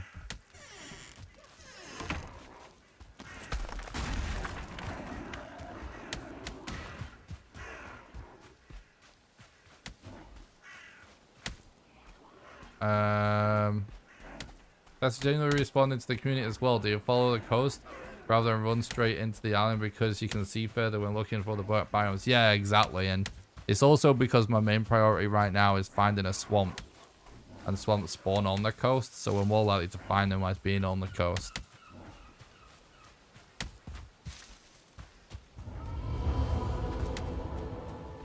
Swamp specifically, I'm going to be sticking to the coast the entire time. Because you'll either see it on your coast or on another island's coast.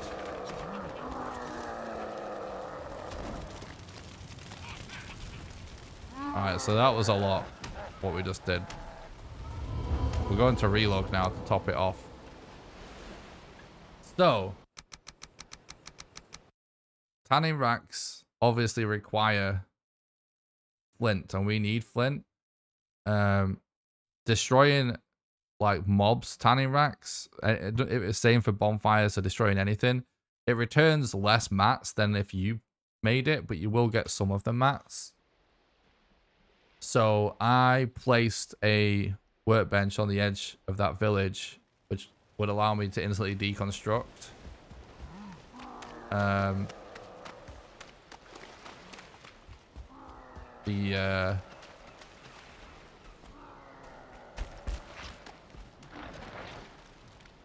Tanning racks, which gives us access to flint because we're still short on flint. And I'm trying to full sprint before I'm in aggro range in that scenario. Because it's a little bit of a delay when the AI will start to trigger. So you can sort of get a head start before they start to attack you. Then I'm looking around the camp to see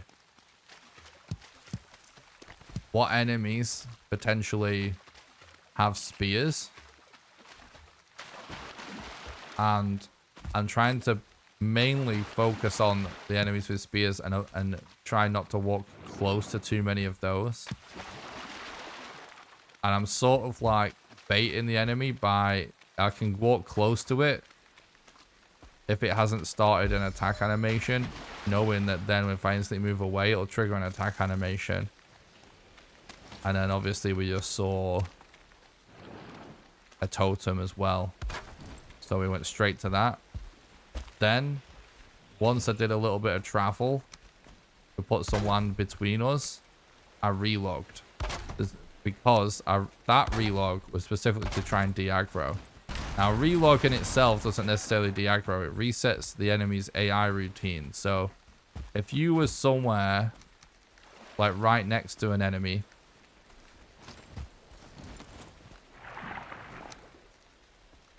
and you relog, it's just going to re-aggro when you relog. So, the further away, the better.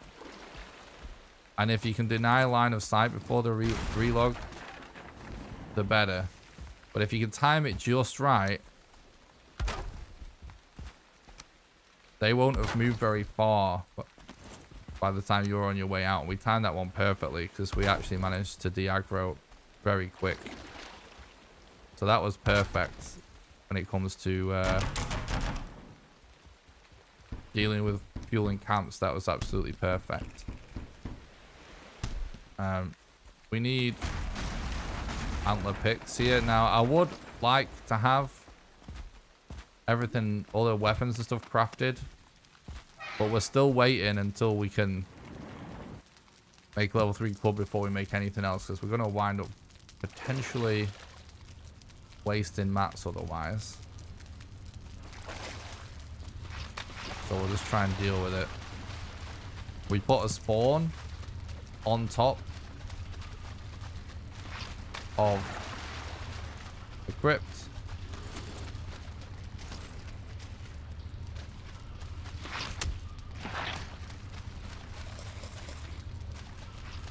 Because the bed is safe up there. And I'm trying to only fight this blob when it's on a completely flat and open surface, so I get as much DPS in as possible. And as soon as it destroys, relog to remove the poison effect. Sometimes it's kind of pointless to try and fight blobs when they're on top of something else, or you're not going to have the chance to get as many hits in, or you're going to get damage reduction from hitting something else. Because they just do so much damage with the DPS of the poison that you're not going to stand a chance. So it's good to try and fight blobs in the open. You're very welcome, Louis.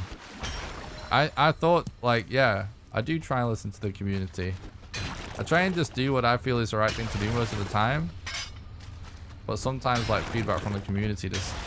Like, today's stream I wanted to do because people ask questions all the time. I thought people would enjoy today's stream.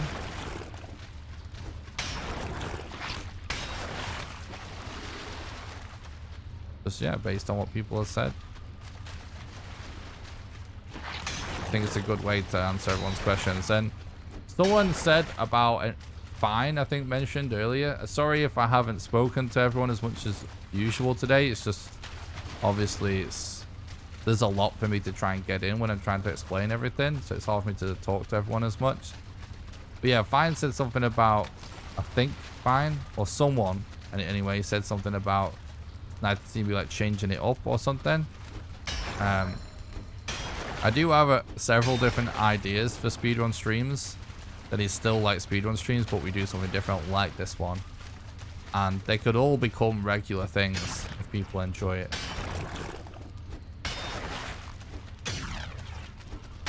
So in the crypt, if there's 0 chance of getting a bone mass rune, we leave. Ideally, you should only have to check 1 crypt.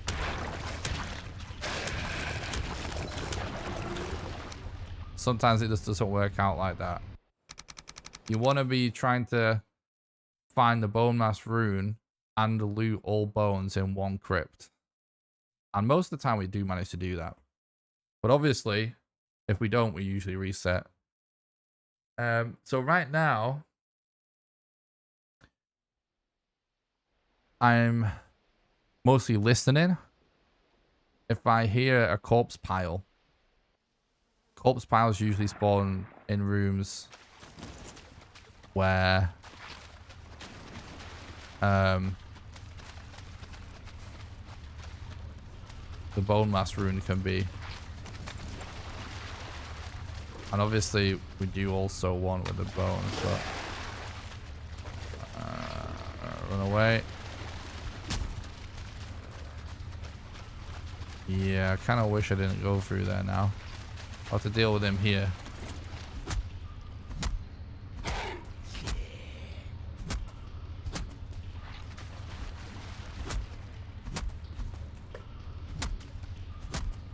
So standing on this little ledge, we're able to avoid damage just by moving backwards. And it kind of messes with what enemies' AI, so you can just wear them down. It's one way of dealing with them when you don't have like good equipment or anything.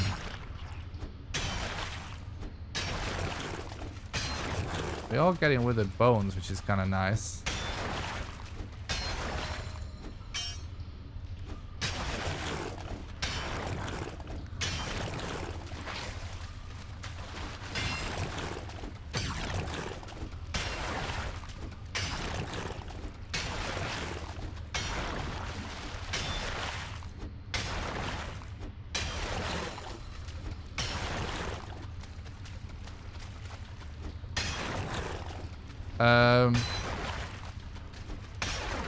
I would advise most people to have their club made and a spear and stuff before doing this usually, but one of the things you have to bear in mind about speedrunning a randomly generated game is sometimes, I'm a little bit guilty of this sometimes now as well, still as well, but I'm trying to get better at it. You can get a little bit fixated on doing this exact same thing every time, when in a randomly generated game that doesn't actually make sense. It might not be the best thing. And fixating on always having the right amount of flint so early so that you can definitely make your club early and all of that, you might actually be losing time, you know? You don't always need all the tools for all the swamp segment, all the weapons. That makes sense? Because I guess I'll explain. We use a level 3 club, okay, to do bone mass. That requires 15 bones to upgrade to that. In order to make that, you also need a level 3 workbench. So we do a chopping block, which is 10 flint, and we do a tanning rack, which is 15 flint, 5 hide, and 20 leather. Then, with the mats left over, we destroy those upgrades and we make a level 2 spear. And the spear we use to deal with draugrs in the swamp. And a bow. And we use the bow to deal with mosquitoes. And we can make a flint axe as well then if we want. But the flint axe, the spear, the bow, not actually essential. They're just useful. You know what I mean? So if you can live without them, it might be faster. But you just go for it if it's not going to be much time loss. You're with me. And, you know, we could potentially even end up doing bone mass with a level 2 club if we had to. At this point. But there's still a good chance we'll find enough flint before we actually get there. So this crypt is scuffed. There's no... These are all dead ends. Usually it's not a good sign when a swamp's that quiet. So that's to be expected. We did get 3 withered bones, so that's totally useless.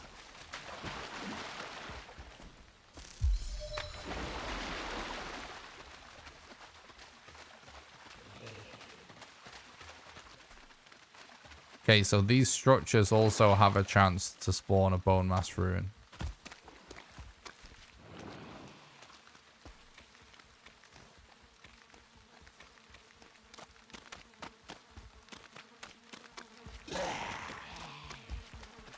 Oh, no bone mass rune. I can see another crypt though. Yeah, we're dropping iron. It's a waste of time. Smelting's not worth it. Takes too long.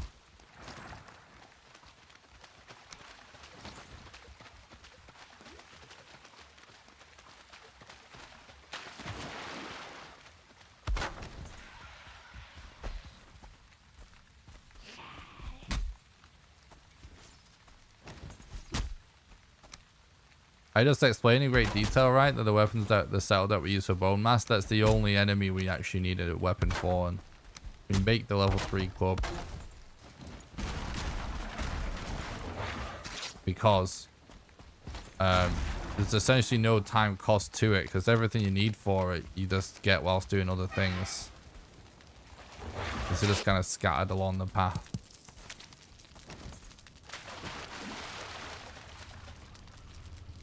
Another very quiet swamp crypt, so not a good sign.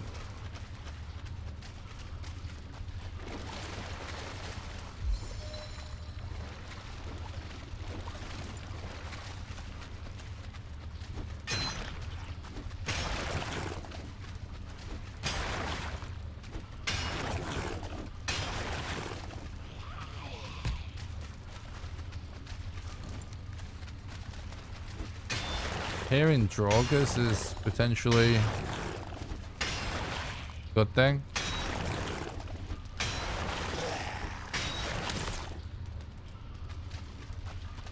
Of course, there's an archer.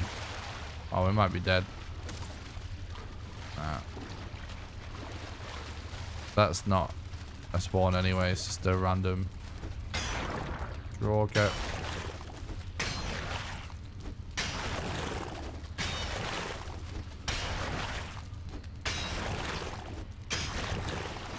Got another withered bone. We're doing alright with withered bones.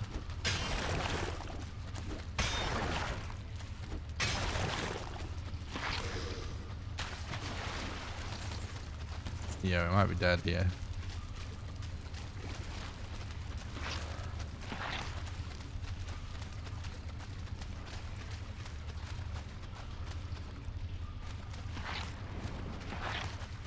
So we're trying to get it on the flat, this blob.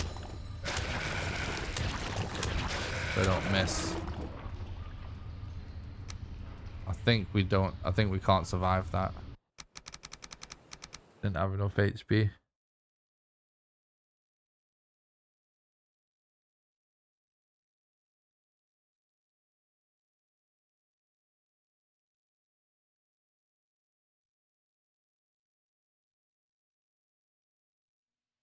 It's fine, that's why we got a spawn above us.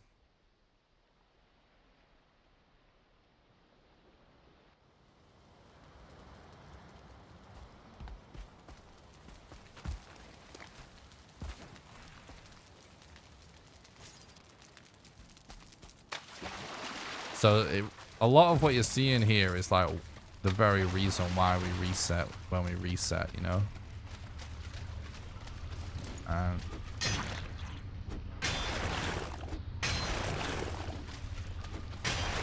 But we're still on a pretty good pace. Not too bad considering. It's a full commentary run.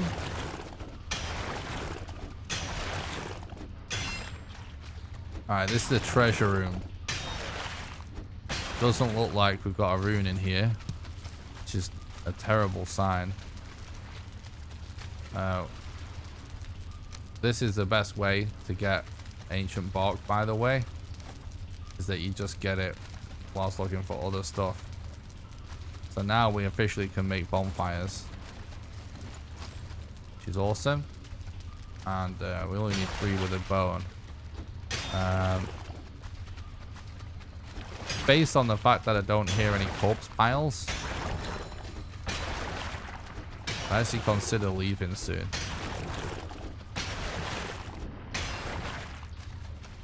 My only problem is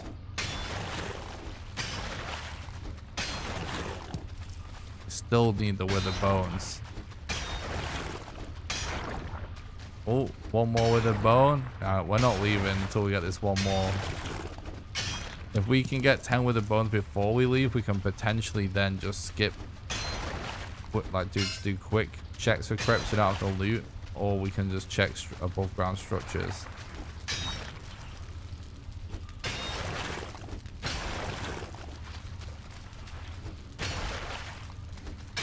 I've seen people talk about auto collect in this scenario, like I just end up dropping stuff that I don't want.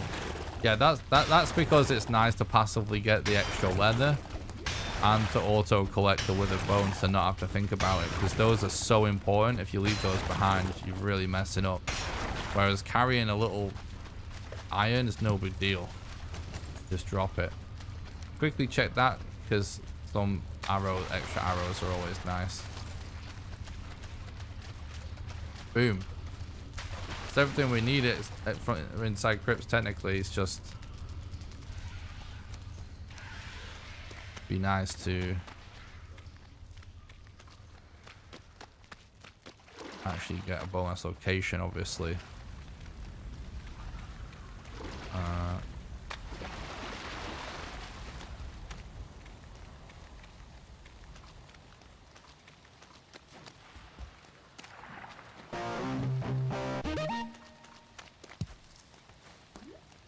What's up, Zoom?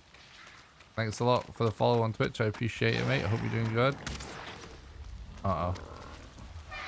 Let's try and get inside before he attacks. Yep. Playing on a random seed.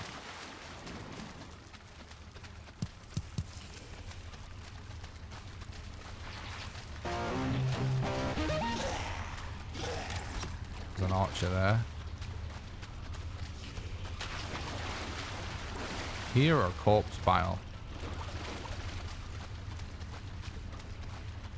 Thanks for the look, I appreciate that.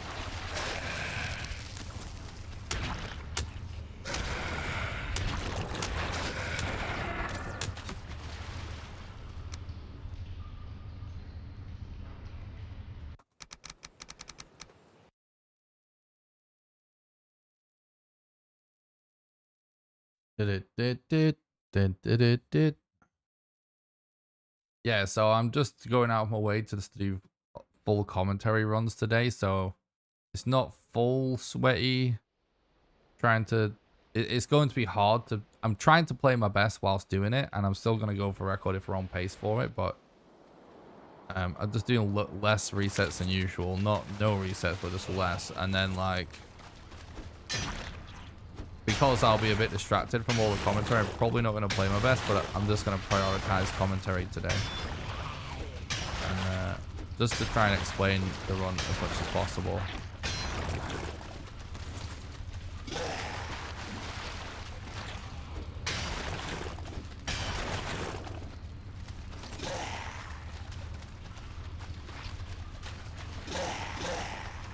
Oh, we gotta get in there.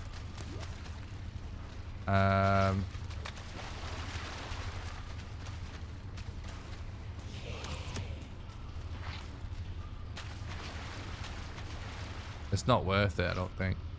Could just try and check somewhere else.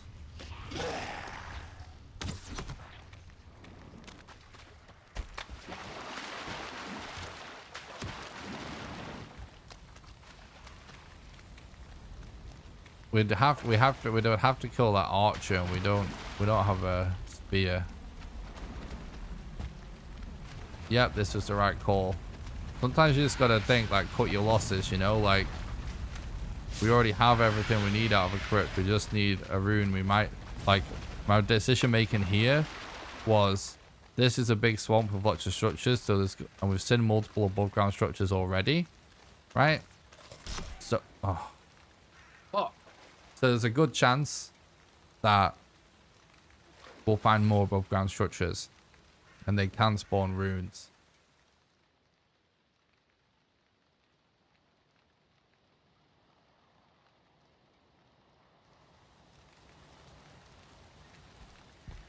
But I've actually not died a lot this run.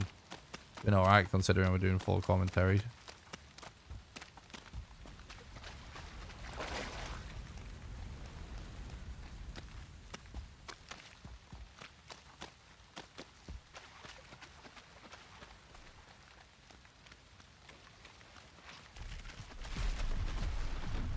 What's up, Bob? Thanks for stopping by. I hope you're doing good. It's going great, thanks. Thanks for asking.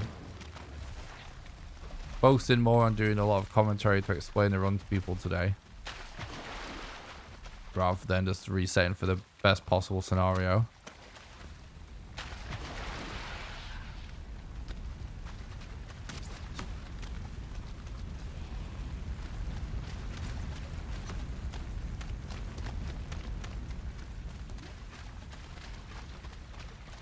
Archers in the swamp really are the worst.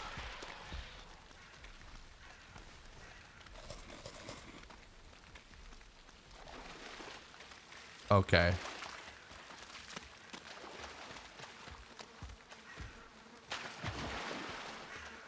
We actually didn't even get corpse run.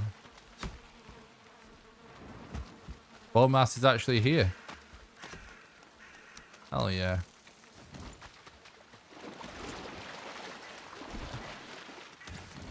That's huge.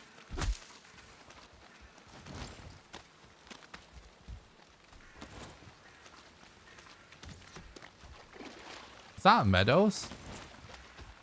I think that's a meadows. Let's go follow some wood in the meadows real quick. We might even be able to get the rest of the flint and then we do the bone mass. Oh wait, what is happening?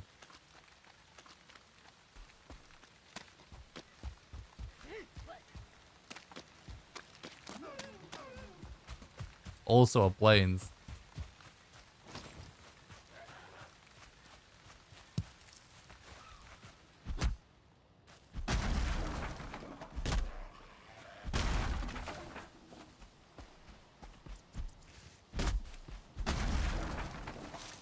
We don't have to do this, but it will be a time saver if we can do it fast enough.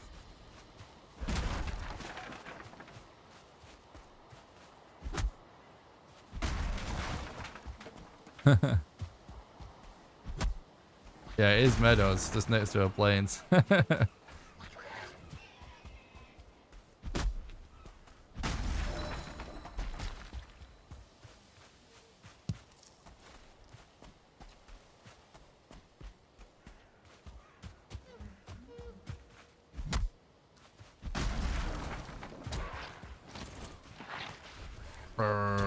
We're not going to have... Or maybe we are. I don't think we can get...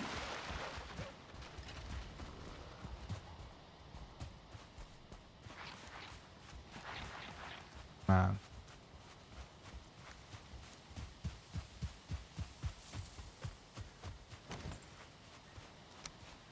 We need 5 more flint if we want level 3 club.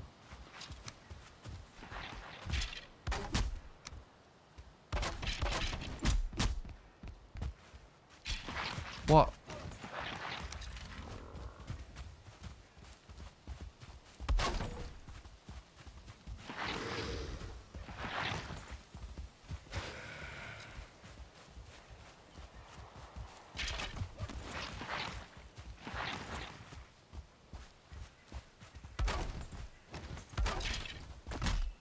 Bro, go away.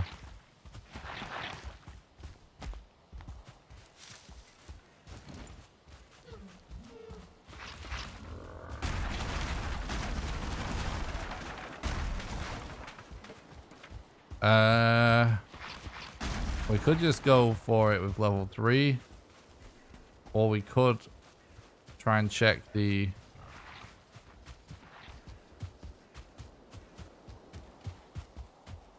plains for a village or something.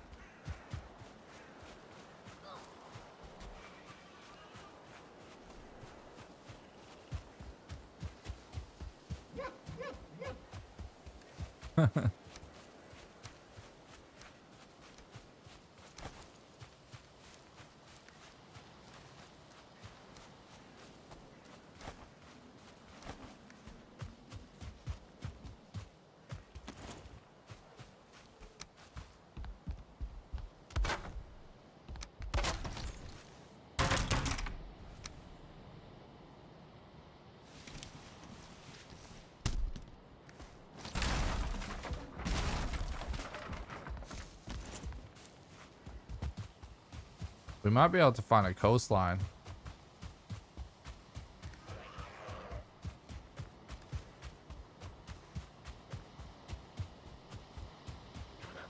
Oh, I didn't put a bed down, did I? I should have, really.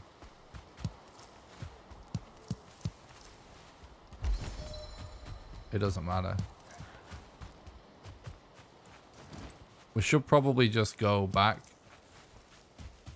I wanted to see if we can quickly get flint, because we want the flint for Yak as well.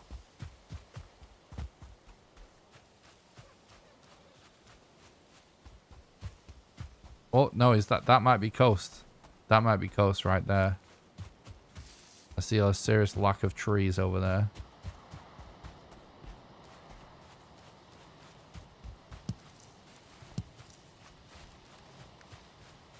Yeah, it is. This might be... This is honestly so slim to say whether this is time loss or time save. I think either way, we're not losing time, though. And it's going to be beneficial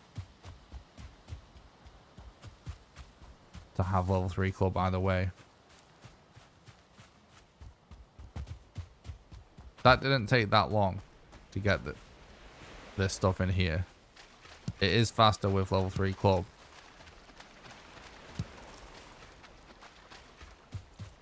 But yeah, it's probably similar amount of time compared to what we would have lost and what we've gained.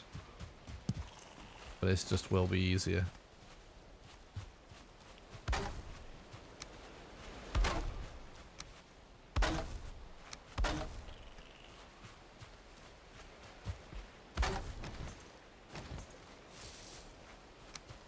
Bro.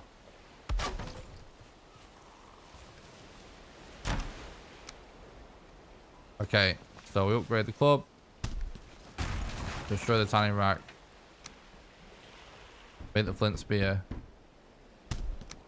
Upgrade the flint spear to level 2. Then we destroy this. Then we make the bow. Then we make the flint axe.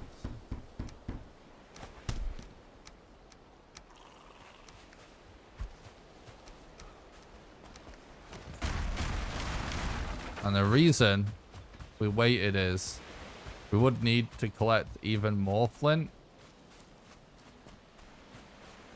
and even more leather.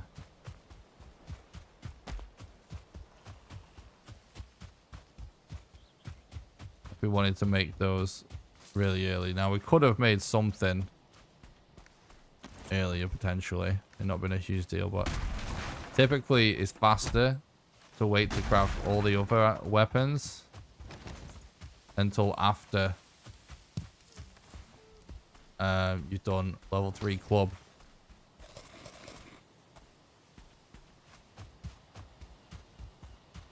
Because when you think about it,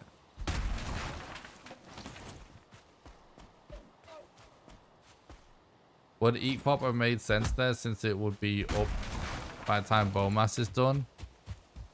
No, not really, because you can't count on like whether or not there's a mountain we were gonna check yet.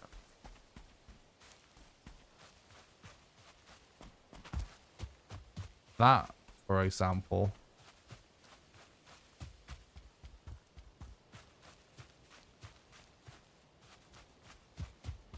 potentially be worth it.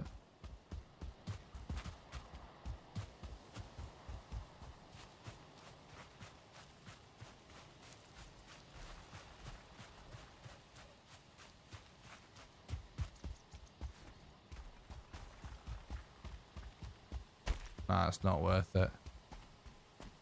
You never know when you're going to bump into a mountain. You really have to just know. You know, there's some situations you just know you're not going to need it. Before you do modder, you're really best just saving it. Like that mountain right there, for example, that could have been good. So like, now you could use it, but to what reason? No advantage now. You know what I mean? It's all a balancing act. Every single time I see someone use it early in a speed run, they don't have Eek ready when they need it.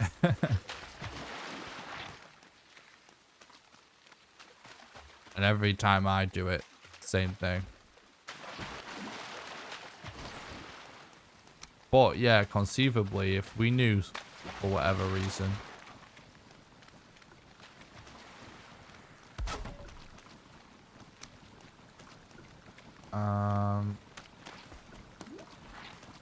now there's a line by the eye.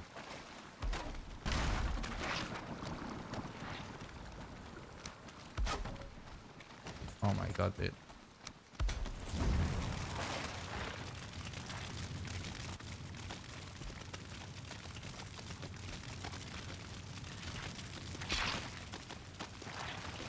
Sorry, it's hard to explain some things as I'm doing it. So yeah, the bonfire, if you do fucking bring a round of roses or whatever with wraiths,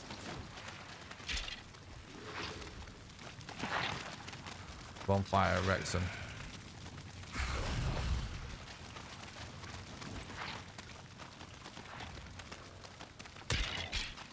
We don't have a spawn that close, so in fact, no, that's bollocks. We actually do, don't we? Pretty damn close.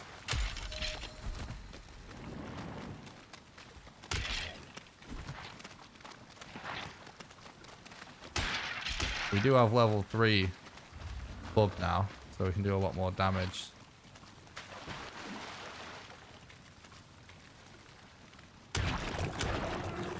Nice. Okay, so now I can explain this. You see, to put the build piece in the right spot, there's like a little line. You can see, kind of, on the edge of the eye. I hold shift,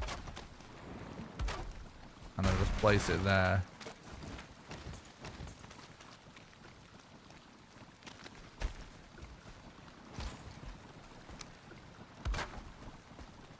That's to build our little platforms. Now, I sort of head towards his brow, and I want the edge of the bed to sort of be in the middle. Place the bed down. I'm trying to get the spawn up here.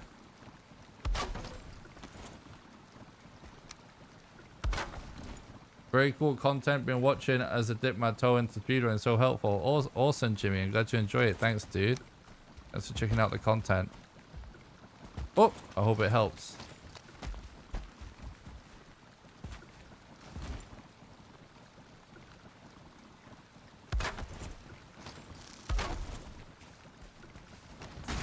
Sometimes this can be a bit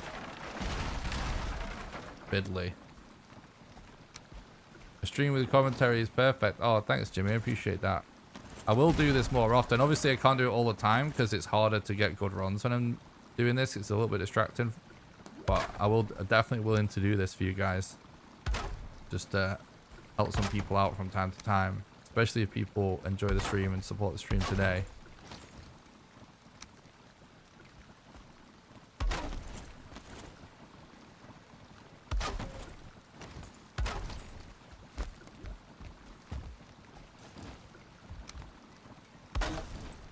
Yes.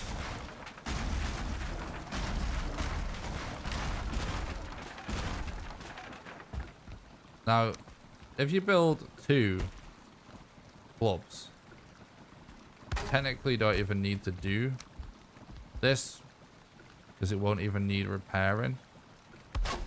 But it's not like major time saving because you're gonna still want a bed. So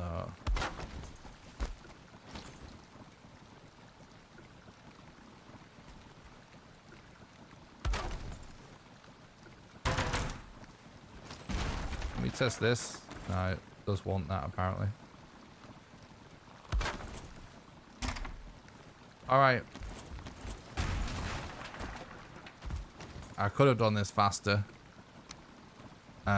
So anyway, that's so we can infinitely repair the club. Then these 2 platforms, you can just do 1, but 2 going out works better.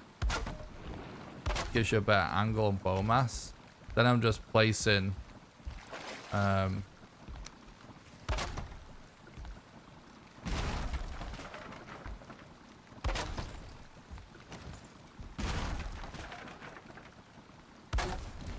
I'm holding shift when I do this so it doesn't snap. So I'm actually placing that piece of wood on top as opposed to snapping onto the edge, and then I'm snapping to the one piece of wood that is on the edge. What's up, Spurvin? Thanks for stopping by. Hope you're doing good. Yeah, the commentary run's actually going pretty good. We're mostly focusing on just doing good commentary for everybody at the minute today. Almost looks as if we built a plane. True. This is your captain speaking. True. God damn it. Skeletons. This is actually a really... Oh shit, did they actually just destroy my bed? I was about to say, this actually never happens. Yeah, I think everyone's dead. And that's Valheim speedrunning. That is the only time ever using this strat that I have ever seen a skeleton spawn just kind of floating.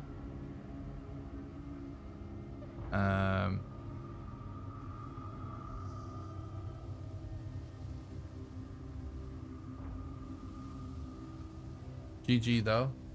Sploosh. Like it spawned in.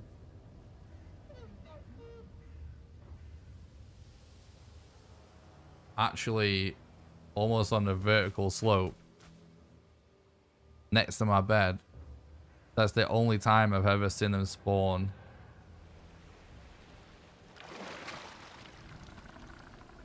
Yeah, I'm not looking for tips. I know pretty much everything about the game.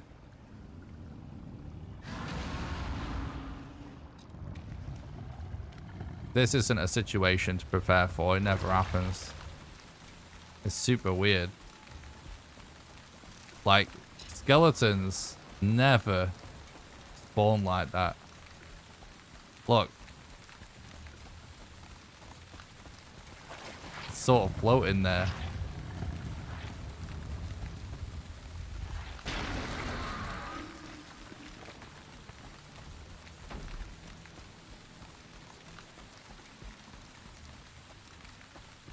But yeah, it's super weird that the skeleton just actually managed to get on there. Literally never had that happen out of doing this loads. So that's Valheim speedrunning. It's just sometimes random stuff happens.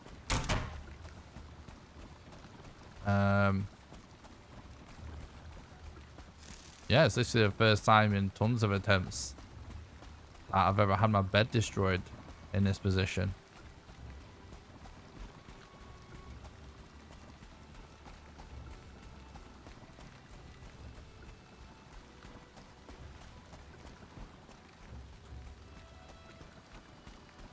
Yeah, I don't really think there's anything to learn from this. I think that it's just a fluke.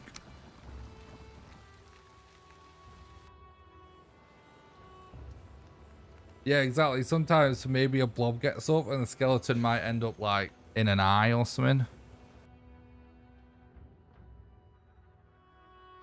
What's up, Ciro? Thanks for stopping by. I hope you're doing good. I'm just resetting the game to make sure that it's just my safety net of making sure commands are disabled so I don't accidentally cheat. Did I miss your message? Dude, I'm trying to do full commentary whilst also speedrunning and answering everything in the chat. I might miss people's messages from time to time.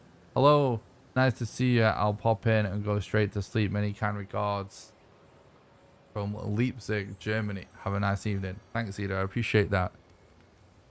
Hope you have a good night. Yeah, sometimes stuff like that happens. I guess I'm finishing off explaining the Bowmass strat. But so you just place 2 platforms either side. You can actually just do like 1 plank, but 2 planks actually works better. And basically that is at a certain height that you're actually out of Bowmass's melee range, but you can hit him in your melee range. So you put your bed up there so you can respawn. You can do 2 clubs if you want, if you don't want to have to do the repair station.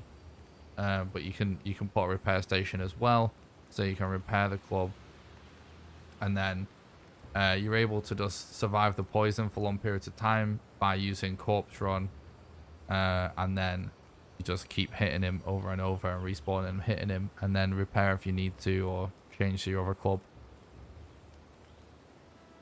I watched you fight Bone Mass so many times, it's never happened before. Yeah, it's literally the first time that's ever happened, so kind of weird. But GG. I'm quickly going to go to the bathroom. And then we'll do some more commentary runs. So thanks a lot for supporting the content. Thanks for watching, everybody. Don't forget to smash the like button, by the way, if you're watching on YouTube. It makes it more likely for the stream to be recommended to new people in the recommended feed. So if you want to support the content completely for free, make sure you smash the like button on YouTube.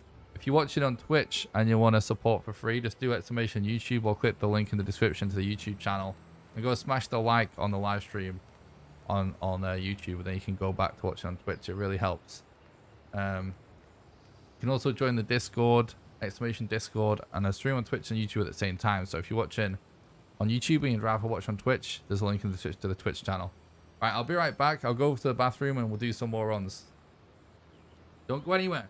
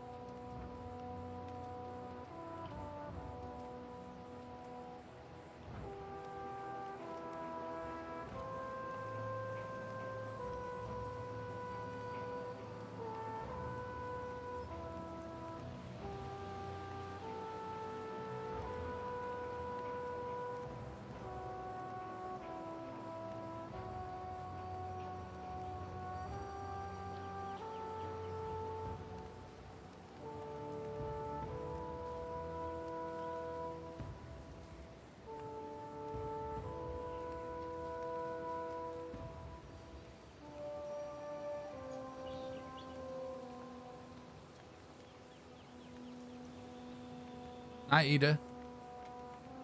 What's up, Jesus? Oh yeah, just so everybody knows, there'll be no streams for a couple of days after today. I'm going into YouTube video mode. Right now, I'm trying this thing out where I basically focus on streams for 7 days in a row. And then after that, I focus on videos for 3 days in a row. So basically focusing on streams and then video, speedruns and videos. So we did like 3 world record attempt streams. Then spent a day putting the video together for the mod% world record. Then we did another world record attempt stream. Then yesterday, I worked on these speedrun strats. Then today we're doing full commentary stream. So that's 7 days. And then for the next 3 days, I'm going to be focusing on making my next big YouTube video. And if I get it done within the 3 days, it'll come out. If I don't, it'll come out the next time we get a chance to work on it. So I'm doing right now this trying out this approach just so I make more videos for the YouTube channel where I basically focus on stream stuff for a week and then focus on video stuff for a week. So sorry, stream stuff for 7 days, then video stuff for 3 days. So I'll just be working on videos for a few days, for the next few days, and then we'll be back. We'll be back to streaming for 7 days, focusing on stream content for 7 days after that. So the next stream will be in a few days, basically, after tonight.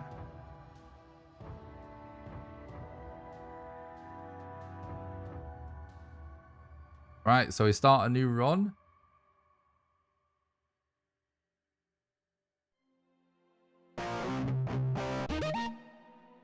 Thanks for the follow on Twitch. I really appreciate that. Ida Ludi.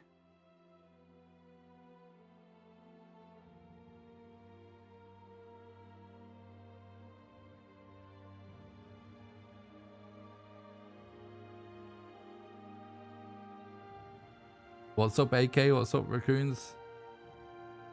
What's up, So? Thanks for talking about the stream. I hope you're doing good.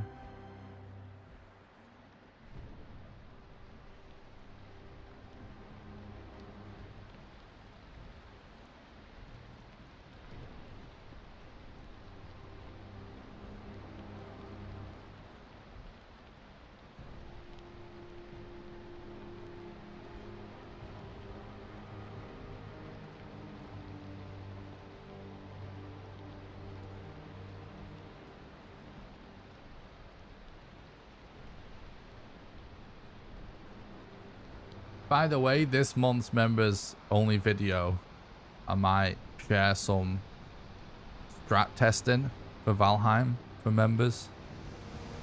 That's what I'm thinking about doing. I always check Twitch to see if you're live when I go to sleep. Don't like the days when you aren't, to be honest, but totally understand. Yeah, well, everyone's here because of the videos, so gotta keep it up.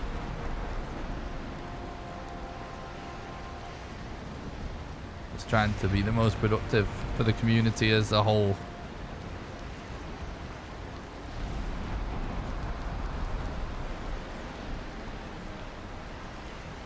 Holy shit, is that a giant mountain that I see there?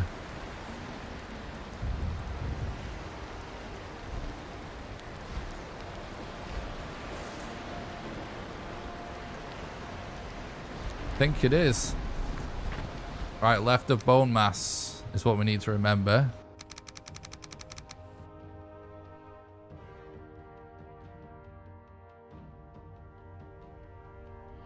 Yeah, but people only are watching the streams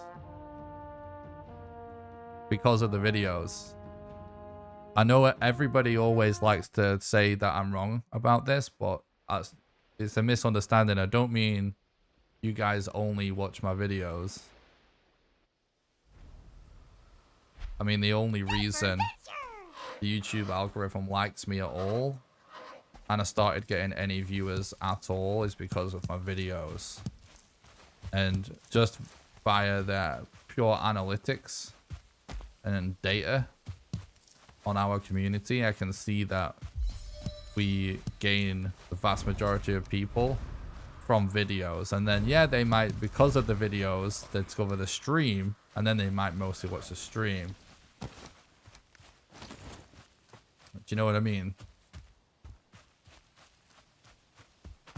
So yeah, I know a lot of people just like watching the stream and they might not watch the videos.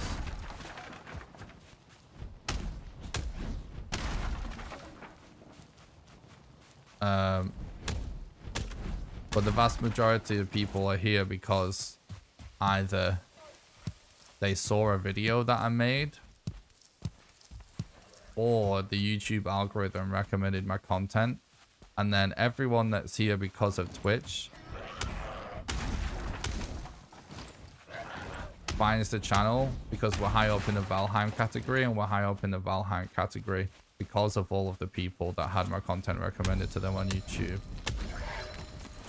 So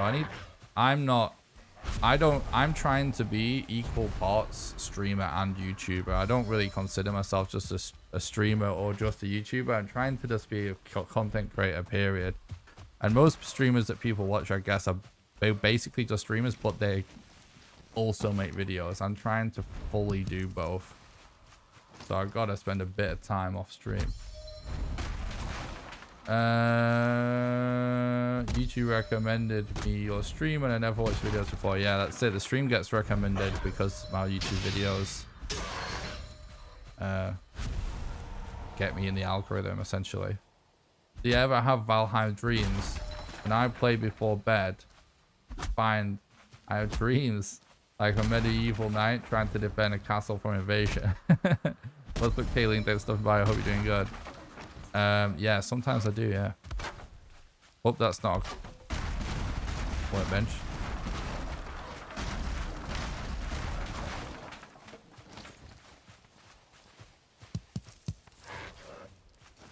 You're right, Twitch doesn't guarantee you followers without already high following. YouTube will switch channel, yeah.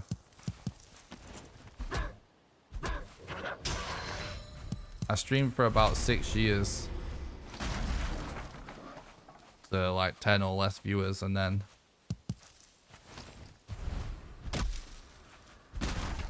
I posted one Valheim video and we actually started to grow. And yeah, let's turn off the tutorials whilst I remember.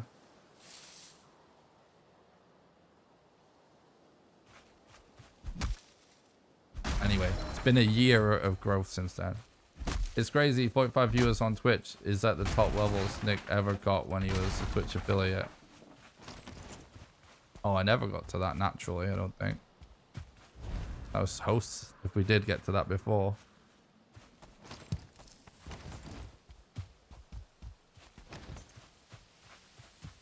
Pretty sure anyway. Maybe we did sometimes, but rare.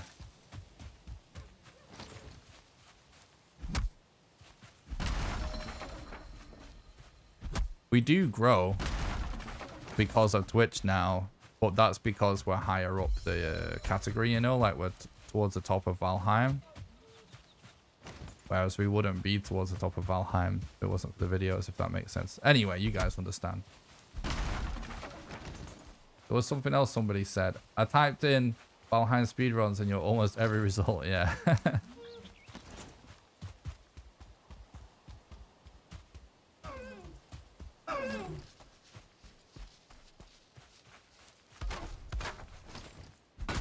Okay, so we've explained most of this now, but I can still explain it a little bit. Forgive me if I start to do less commentary as the commentary stream goes on. It's quite tiring. It gets harder, you know, to keep doing it, but I'll try my best to keep up the commentary. So, and obviously I'm still going to talk to chat, so feel free to still talk. Found the stream from your YouTube videos. Awesome. Thanks, Nabu. Thanks for checking out the content, bud.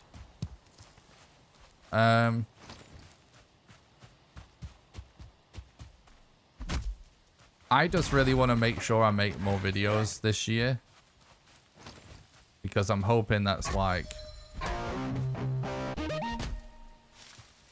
in the year since Valheim came out, first year of Valheim, we grew to where we are now. And it's mostly due to videos. Definitely due to the stream as well, but mostly videos. And I would just like to see, like to step up videos. Make more of them. See if it increases things more. I figure I'll watch this stuff back later tonight since you already done it. And of course, like the video. I appreciate that, dude. Alright, so I'm kind of just listening out. Thanks a lot for the follow. We know FPS. I appreciate that. But we're listening out for deer. Oh, this guy is pretty close. Trying to get them trophies. And we got a trophy.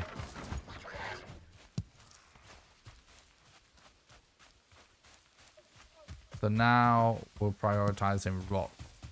We have the trophies, we have the wood. Need a lot more rocks.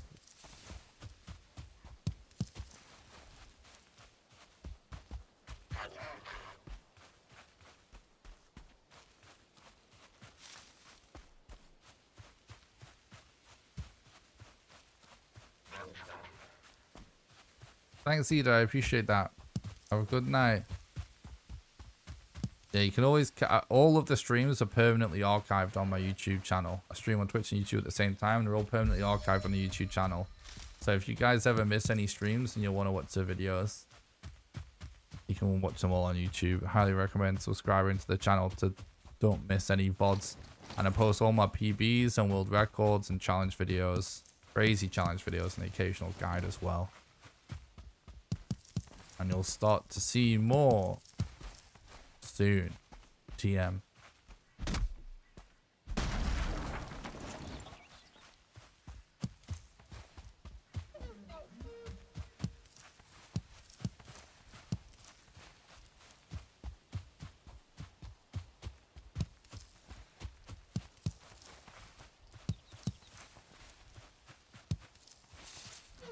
Night.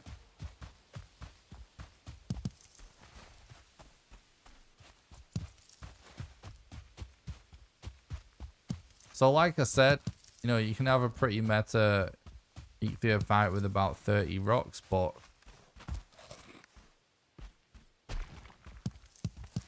you know, 50 is even better. Especially in case if it doesn't go perfectly, you just gonna need a million rocks if it doesn't go super well. So the more the merrier. This ball's just chilling. Jump over his aggro range. Get that leather. Do you see those balls? Well, let's not get too distracted. Bit of a weird spot. This could be okay, could be terrible. Depends how on this slope is going to be. Yeah, it's pretty on there.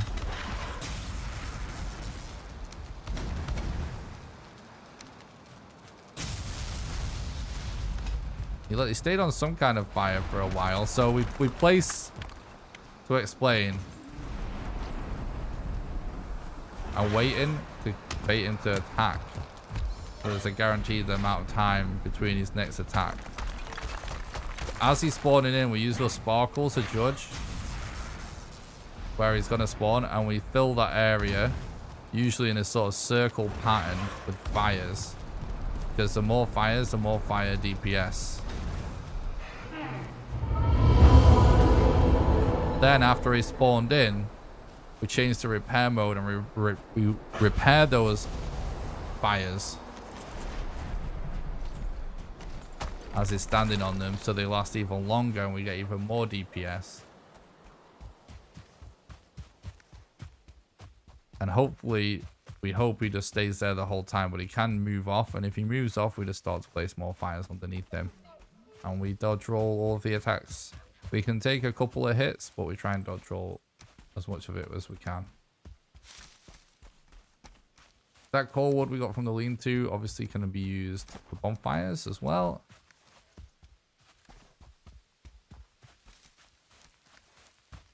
And now we're taking the Ichthyer trophy back to spawn because we need the Ichthyer ability. climb mountains.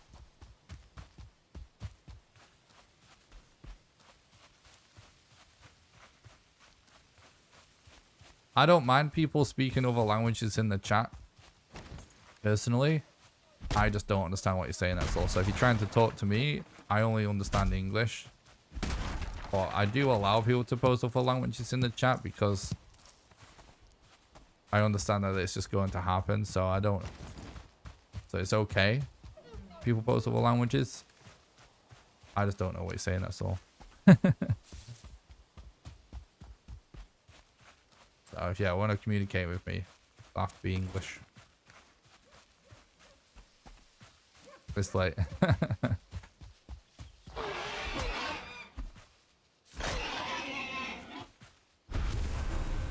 It's all good though.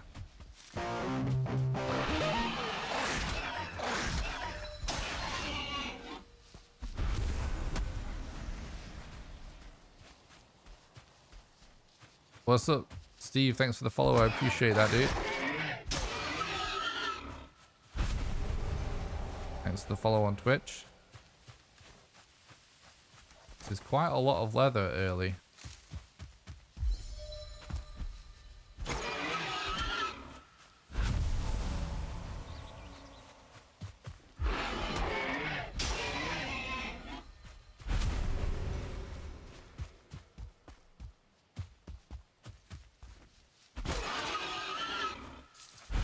Wait, did I...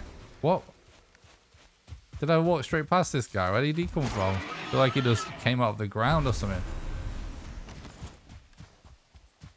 Must have missed that one. Okay. We activate this. We drop this. We drop the antler because sometimes it's worth resetting your spawn and going back to the middle if you have to travel over the spawn again and you don't have too many important items. But we need a pickaxe, so we leave one antler. Looks like this could be on the same island. Hopefully it is. So we marked the direction of the mountain at the start by just facing it and marking its general direction, and now on the first boss.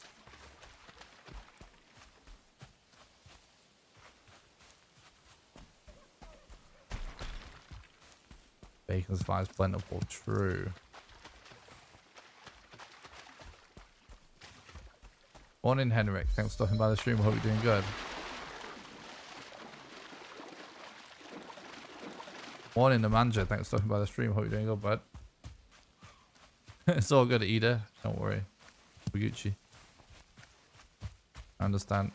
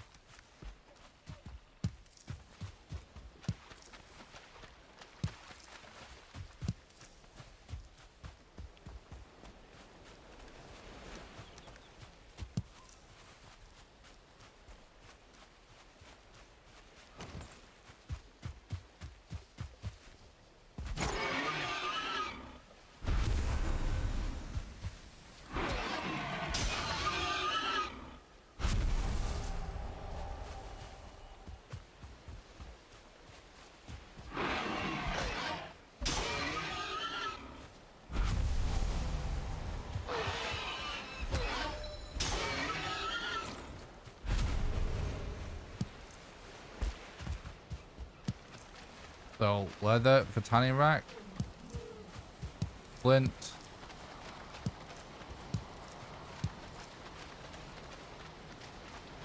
The tanning rack. And chopping block. I eat it. Yeah, this mountain is on Starter Island. This could be a really good seed.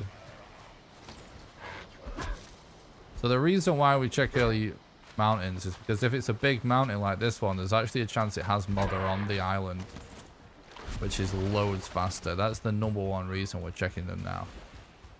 There's also an argument that even if you don't find Modder's location, but you just find her... sorry, even if you don't... Even if she's not on it, but you just get a location early, there's an idea that that's some sort of time save as well, which is also good. But really, the real reason we're doing it now is hoping that Modder is actually on it. Because we used to use the bonfire for Modder. Originally, we used bow and arrow, and that takes ages. Then with the bonfire, we figured out it's faster, so we're counting on the bonfire. But it used to be that if you find Modder too early, you don't have bonfire mats, so you can't do it. You have to wait till later. But now we can do it with campfire.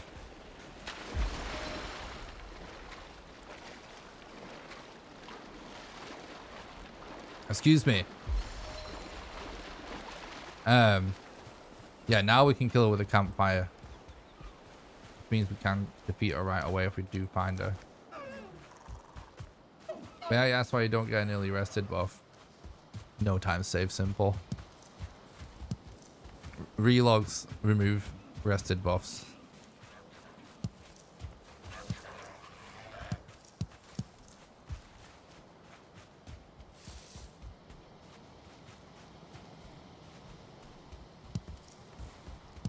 There's almost all the time is a chance you may have to relog.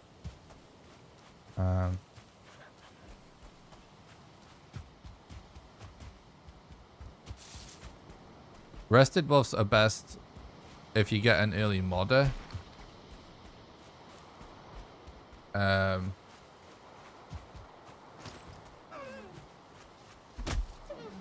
Because if you get an early Modder, it means you don't have to save up your Eikthyr, and combining rested with Eikthyr, it actually then is kind of worth it. But even then, you have to do it at a time where you know it's just running. A lot of the time, people make assumptions about a certain segment being a lot of running, but actually, you know, could just be poor judgment. You could be potentially having to sail soon, for example. If you wind up having to sail, or maybe, I don't know, you're gonna do some crafting or whatever. Like, if you're not literally just shift W, like, even sometimes, guys, if you're like looting stuff, if you're doing a lot of looting, not necessarily using that much of your rested buff. If you understand what I'm saying, because you're not really just full shift W in that much, so it's not really time save. But then if you actually are, and you know you're not going to relog, well then yeah, that's time save. So it depends. You're welcome, Jimmy.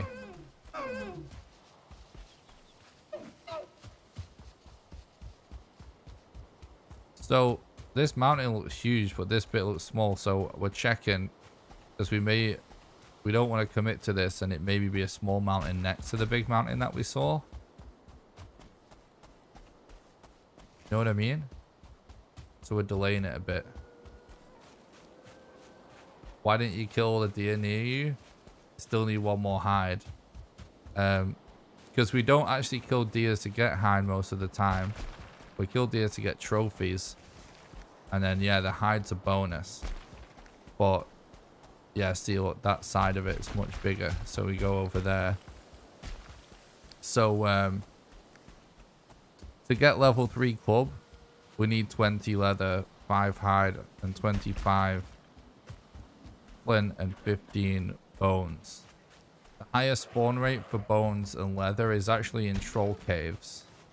So as long as we don't have the other mats, then we need to be checking troll caves still. And those troll caves also have a high spawn rate of leather, so it's actually faster to not waste time killing more deer, because we need to check troll caves anyway, and just one hide will definitely get. Like, it's so unlikely. So it can be time lost to focus on deer too much sometimes. This could be a good spot because it's not too far.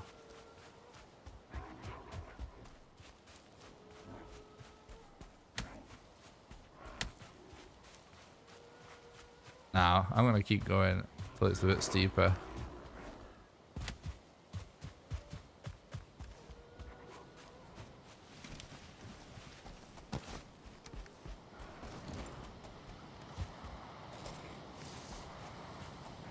I am going to be doing some more testing soon with Rested.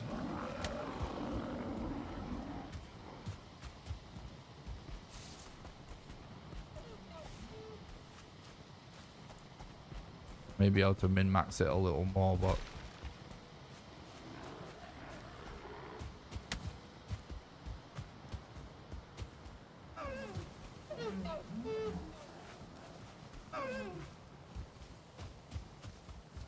so we're trying to not just go up a super sort of shallow part of the mountain.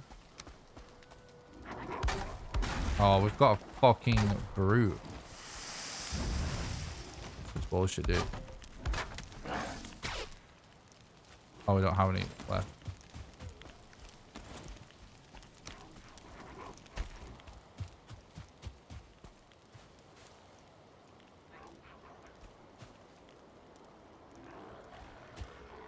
Like, the fact that I can't even place. How did he even hit me there? They usually don't hit you when you stand on a crafting table. Thanks, Zephyr.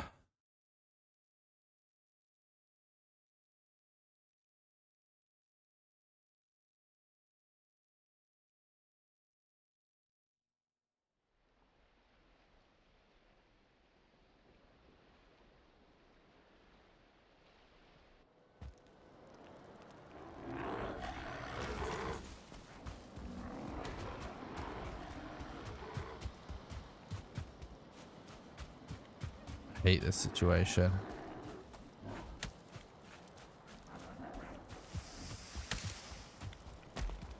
Wait, what? How have they burnt already? Because of the relog. Oh my god.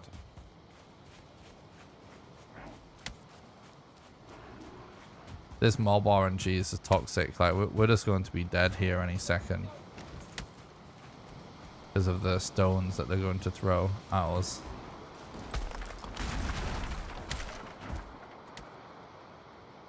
So stupid.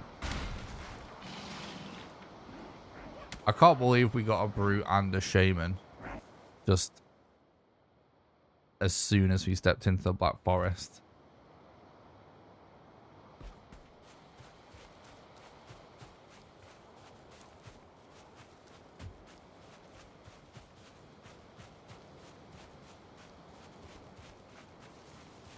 Yeah, I think it's an awesome speedrun.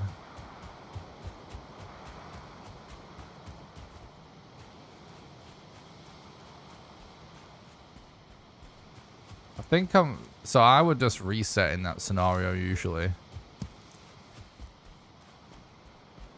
But for the sake of doing more explanations, I would like to check that mountain because it's extremely unlikely that we manage to explain most of the run in one commentary stream just because it's very random. It usually takes more than that to see the whole run.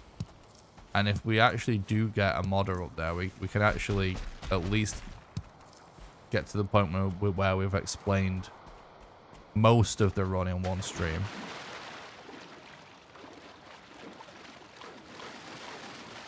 But we'll do more of these to continue to explain both more of the run, but also just to re-explain it. We'll do more of these streams in the future. You guys seem to have liked it.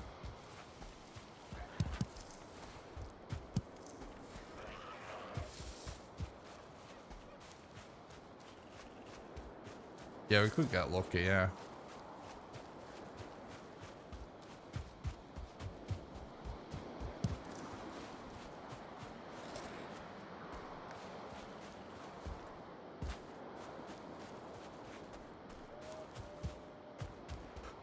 trying to do less resets today to just so I can explain a bit more, because the purpose of today, like I will go for record if we're on pace for it, of course, but the purpose of today is to actually just do a lot of commentary and explain as much as I can. Brute and Shame combo is the worst. Yeah, it is the worst. I kind of felt like I should have just built the bed in the meadows, but by the time I thought of that, they were already on me. Or the Grey Dwarfs were already on me.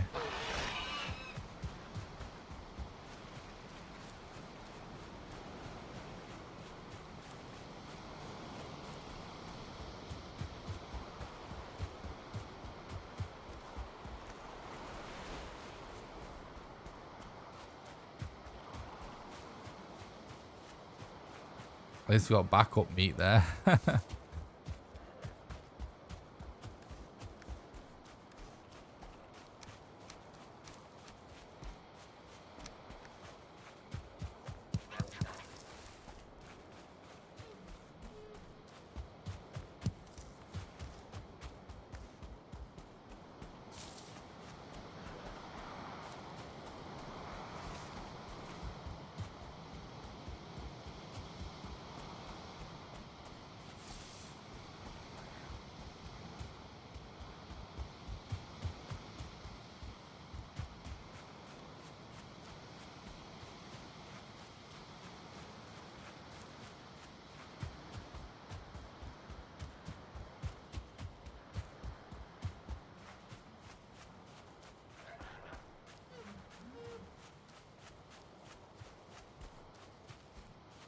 What's everybody thinking about the look of the Starfield game?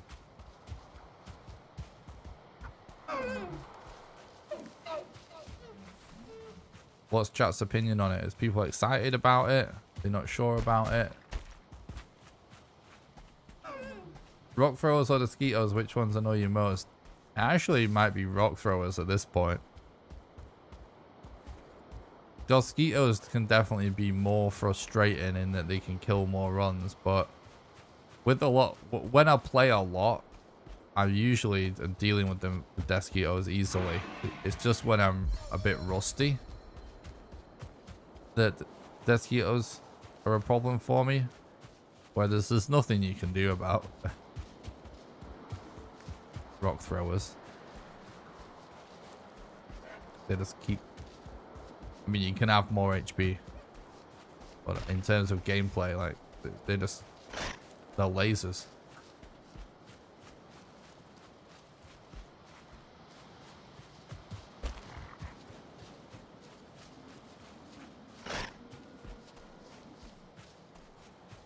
Oh, I know nothing about other people's opinions on it. I was just curious about what chat's opinions are on it.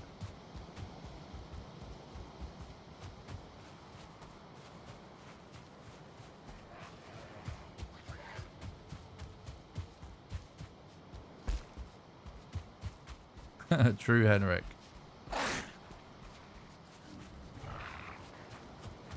Because it's kind of interesting, because I like Bethesda games in general.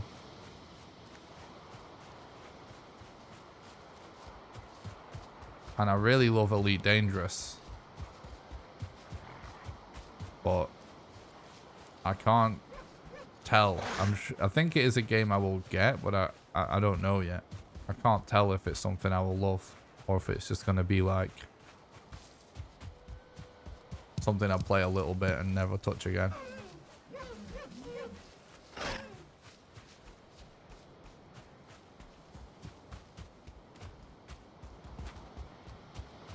It definitely doesn't seem like it's going to be like a space sim killer or anything, like I thought it could be, which would have been dope, but be interesting to see what it turns out like nonetheless.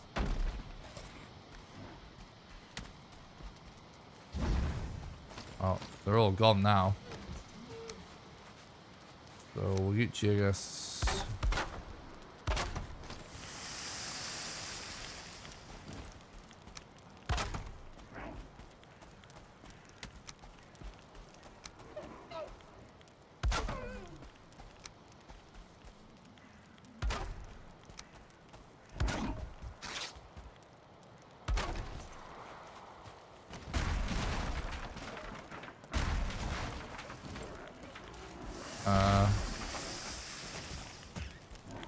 Oh, they're all back now.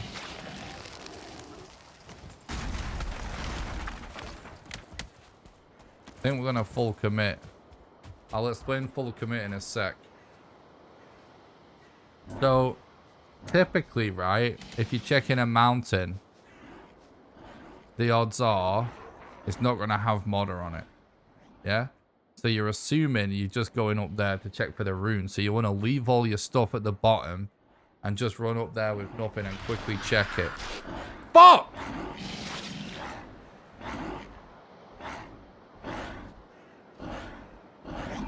This has literally never ever happened. Ever. To me. Are you fucking kidding me? What is with this mob RNG?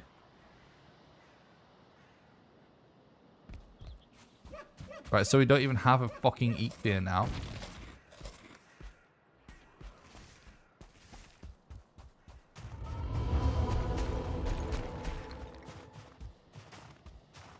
Stupid fucking game.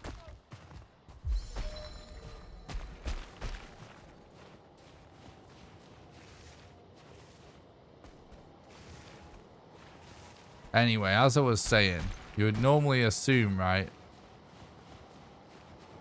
that... Oh.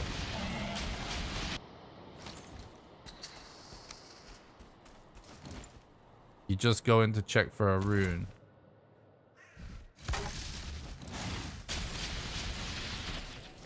So you leave your stuff at the bottom so you can death warp off the mountain. Death warping in speedrunning is just when you use a death and a respawn to travel. Okay? So you would leave all your stuff at the bottom and just run, check for the rune, grab the rune, kill yourself, and go to the location. But if you're sort of hoping to find modder on the starter mountain, you might want to full commit and take all of your stuff with you, because if she is there, then it's actually going to be massive time save. So it's that's how you're going to capitalize the most on finding modder early.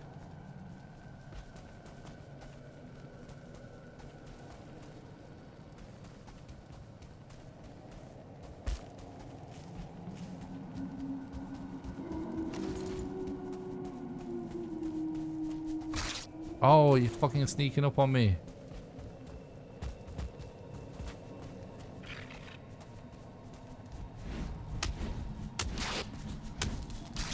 Bats are assholes, honestly.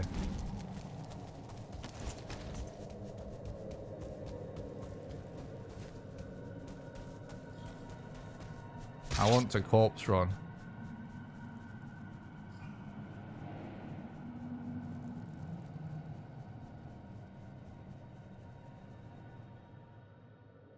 I've only played Raft a little bit.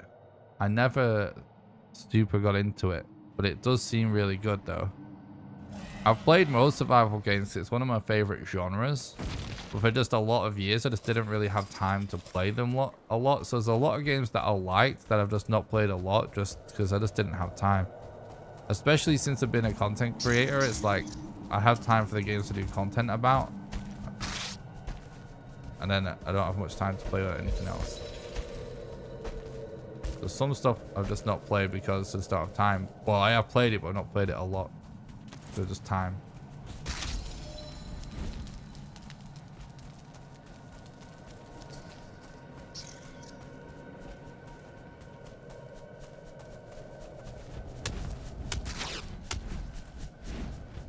Oh my god, dude.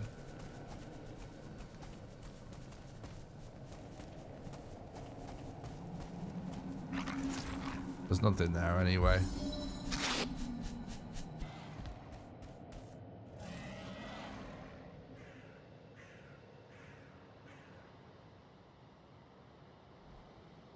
Alright guys, we are a few hours into the stream now.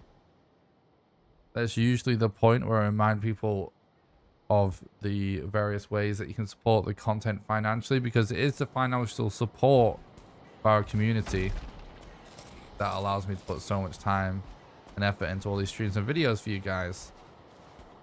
So you would like to support the content financially and help keep the dream alive of me being able to continue to make the content, the best way for you to do that is on Patreon at patreon.com/nickbroadcliffe. Patreon allows you to do a monthly donation, sort of like a Twitch sub, except you can do it for any amount of money, even as little as $1. And how it works is, for example, if you were to subscribe at the $1 level right now, you would donate $1 to me right now. Then you'll be donating $1 a month on the first of every month from then onwards until you cancel your subscription, and you can cancel it at any time. Anyone that becomes a patron also gets invited to join my private Valheim server that I pay for that runs 24/7. And you get to play on there whenever you want with the rest of the community, and you also get invited to play Valheim with me live on stream when we do server streams. There is a link in the description to the Patreon, or you can do !Patreon in the chat for the link. This isn't even worth playing out now. This is just gonna be annoying. The second best way you can support the content financially Sploosh. is by doing donations. Donations are the best way for you to do a one-off contribution because your money goes the furthest. There's a link in the description to the donation page, or you can do !Donate in the chat.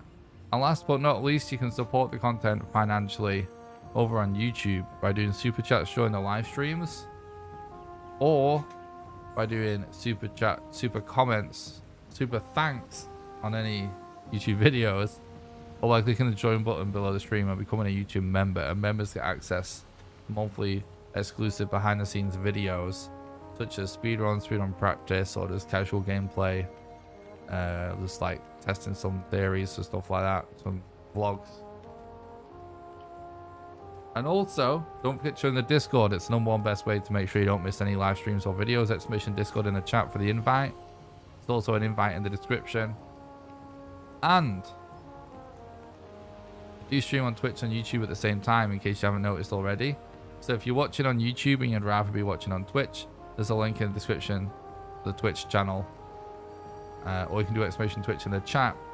And if you're watching on Twitch and you want to support the content for free, head over to the YouTube page and smash the like button. It makes it more likely the stream to be recommended to new people. Whilst you're over there, you might as well hit the sub button as well, because I also don't just stream on YouTube. I post my PBs, world records, the occasional crazy challenge video, and guide. Okay, that is everything. Yeah, unfortunately,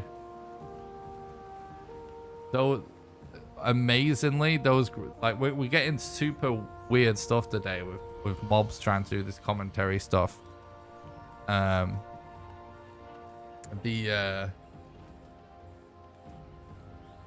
The mobs managed to instantly kill me as a respawn is insane. That just deletes our Eekthir. So it makes climbing the mountain a nightmare.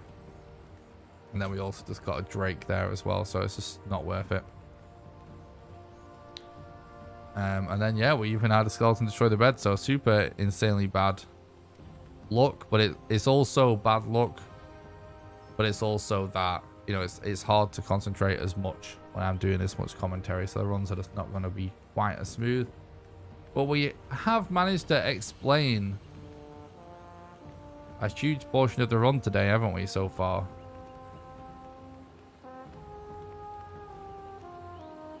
I'm trying to think like what we should do next on today's stream. What's up, Max? Thanks for stopping by. I hope you're doing good.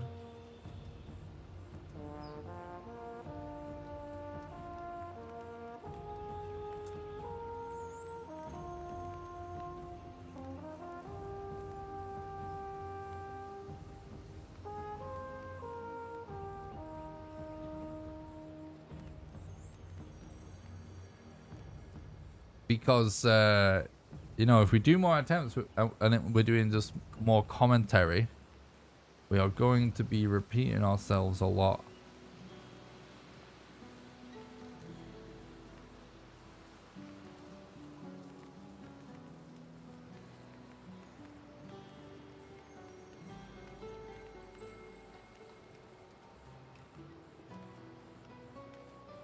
How did the off-scene instructor testing go yesterday? It was really interesting. I was testing running multiple instances of Valheim to reset for an early mountain. With like running multiple instances of the game. See if we could increase the rate at which we find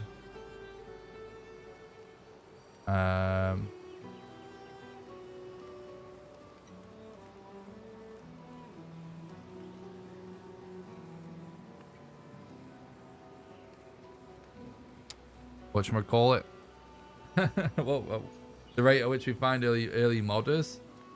And yeah, like it involves doing some stuff that's not currently permitted in the speedrun, but I wanted to test it out anyway because I'm trying to figure out the objectively fastest way to beat the game as consistently as possible and see if we could potentially allow some rule changes to permit it.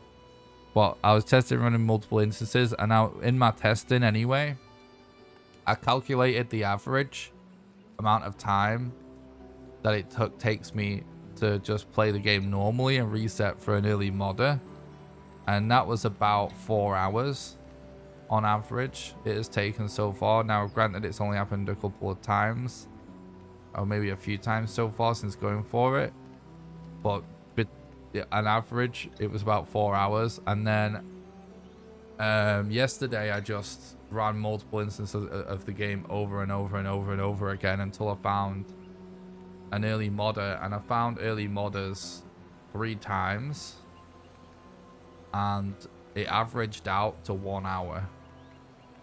The shortest time was about 30 minutes, and the highest time was about 90 minutes, whereas the shortest before, like doing it normally, was about 3 hours, and the upper, and then the upper was maybe something like 5 hours or something like that. Forget exactly, but basically it worked out the average is 1 hour for multiple instances and 4 hours for just playing the game normally. So I was trying to calculate reliably getting an early modder, and it was really consistent. So yeah, considering just experimenting for several hours in one day, I got 3 early modders. Foggy calls you legend. Just got in. Beers aplenty. More power to your RNG. Hell yeah. Thanks so much, Cole, for the $16.99 super chat. Thanks so much for supporting the content and helping and keep the dream alive. I really appreciate that, dude. I really appreciate that. Thanks so much for supporting the content and keeping the dream alive, bud. I hope you enjoy them beers. Yeah, it was a big difference. It was a big difference. I'm trying to think what we should do for the rest of the explanation. Do we just do more runs and explain more of the same? Or do we just do you think we maybe just go find a modder and find a yak and explain the strats there?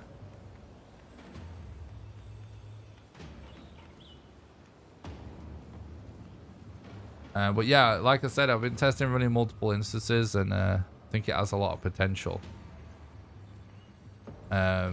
Because the problem is, we're now at the point where... Oh, Poggy. Kraken, thanks for the raid. I appreciate it, dude. Alright, we might as well jump into a run for now, whilst we talk. I'm considering wrapping up the stream, but let's jump into another run. Thanks for the raid, Kraken. I hope you had a good stream, mate.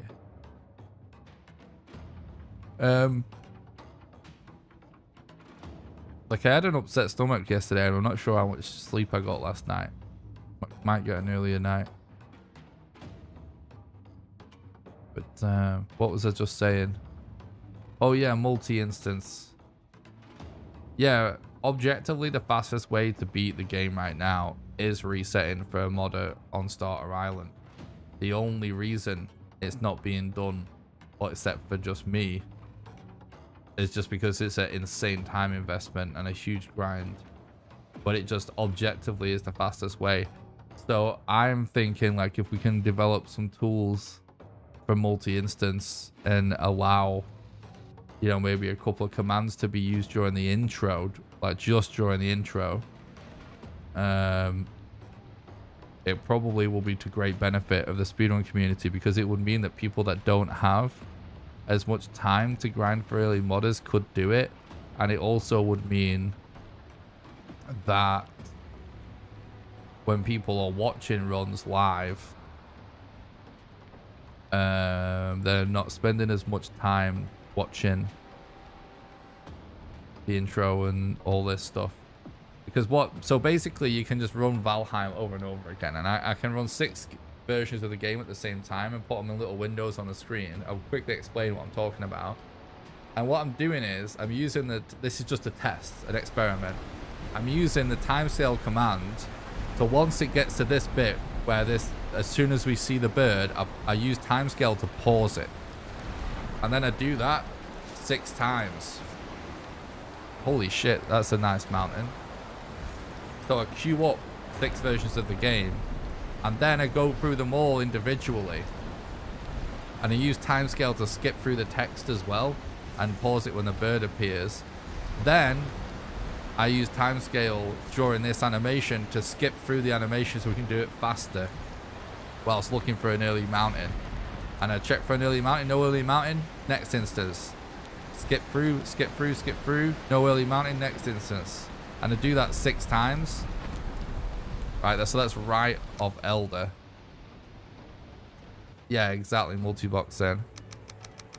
So Right of Elder, we need to remember that. And then, I do that until I found early mountain, and then I play that seed out.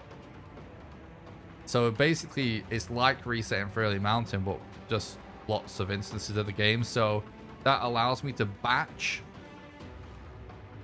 the world gen in groups of 6. So you're watching 1/6 the amount of loading screens on startup, if you know what I mean. That huge period of time we have to wait at the start whilst we check for mountains, and then reset and check another.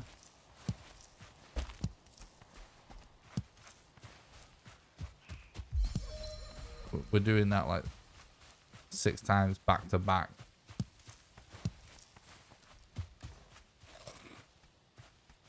That's just an experiment. It's not actually officially allowed yet, but it's an idea I had that I've been testing for.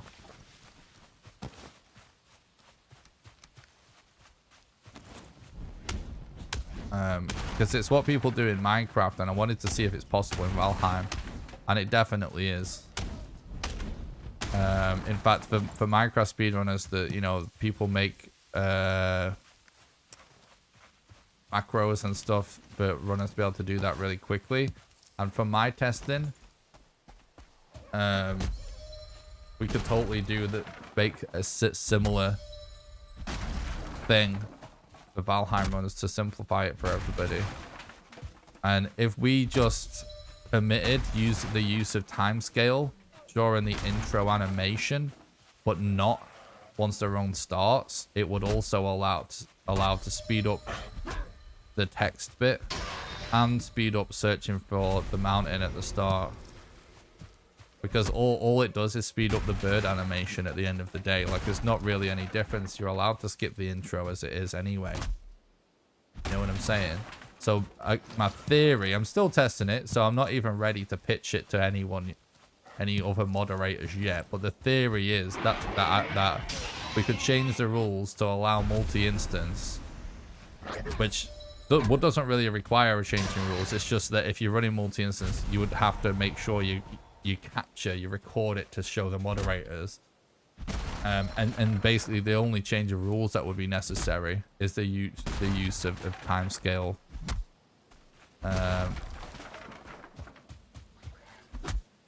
During the intro animation. That's pretty much it.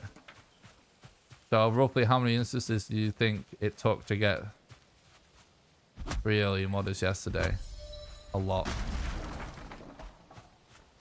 I don't know how many instances. But running 6 instances at a time. And then just, you know, resetting them all if there was no early mounting. It took an average of 1 hour.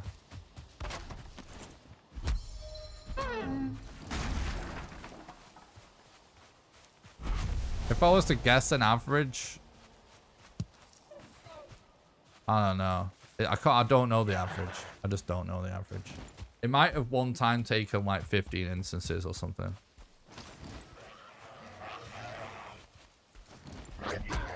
Yeah, so Minecraft runners do it.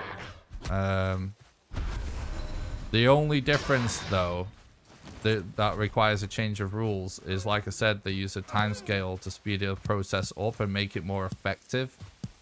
Because you can't pause the intro cutscene. So if you queue up multiple instances right now, they all start playing and it's not possible to search them all simultaneously because they just play out, right? So then therefore you can't really do multi-instance, because the benefit of multi-instance would be that when you're flying in a Valkyrie, you can check multiple instances of the game for an early mountain during that sort of cutscene thingy. So that's why I started experimenting yesterday with using timescale. The timescale command to pause the cutscene at the start and to skip through the text bit. So then you can pause every instance, so then you just go to them individually. And that makes it work like the Minecraft one. The difference is with the Minecraft one, like the Minecraft run, like the Valheim run, doesn't start until you start moving. The only difference is though, there's like no video thing you won't need to watch at the start. You just straight into it. So they can just run multi-instances and then just go next instance, next instance, next instance without having to worry about that. But it's actually a clutch part of information in the Valheim run to see the intro. So I need to test it more before I pitch it to... I could just change the rules and just tell people that's what I'm going to do, because I'm the only moderator that runs the game on a regular basis. But I would at least like to run it by Archie, see what he thinks. But before I pitch it to any other moderators, I want to do more testing. Right now, based on the testing that I did yesterday,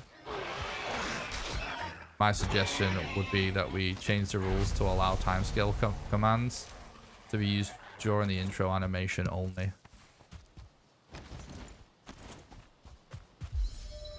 And other than that, using multi-instance doesn't really require a change of rules. It's just the logistics of runners figuring out how to record them all. That's all. You could still abide by the current rules and run multi-instance. There's nothing that would prevent it. You know what I mean? So, anyway. I think it's really... I need to test it more, but I'm getting the impression that it's very viable. And I'm also getting the impression that if it's going to be very viable, that it's going to be very, very important, actually, for the future of the run. Because right now, if we didn't allow that to be done, for whatever reason, just hypothetically, it means that either runners are not going to reset for early modder, right? Which means that objectively, they're playing the game slower. It just does now. We know that now with new strats. Or it's a bigger dice roll, right? Or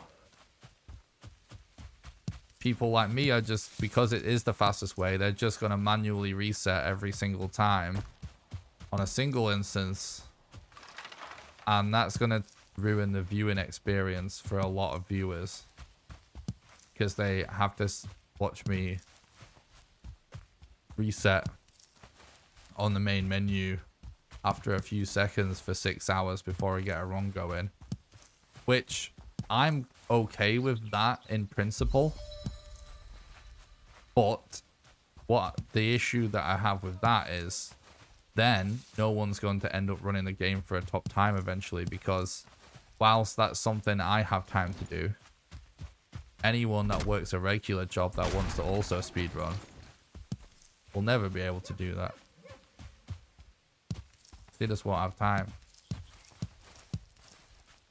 So by figuring out multi-instance Valheim runs to generate more seeds, it just means that the speedrun's more accessible, more runners stand a chance of doing more optimal run, and the run becomes more optimized faster.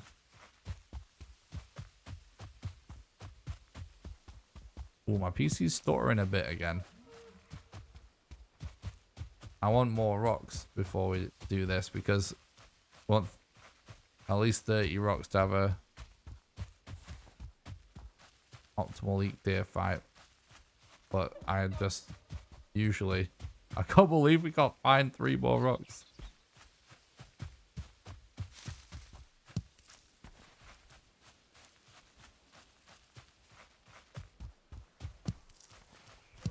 And yeah, I think the fact that Minecraft does it is a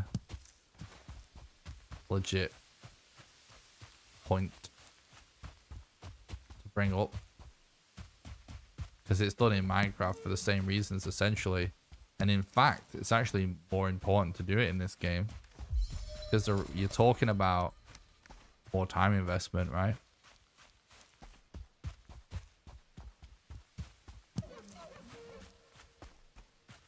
Let's say you're using multi-instance in Minecraft because you're resetting for a village.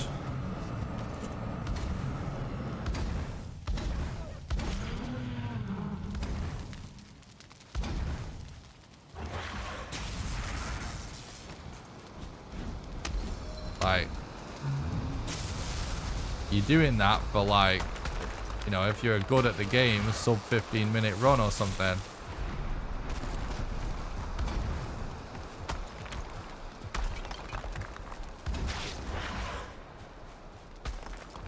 In fact, you know, you're doing it approaching 10 to 10 minutes or something.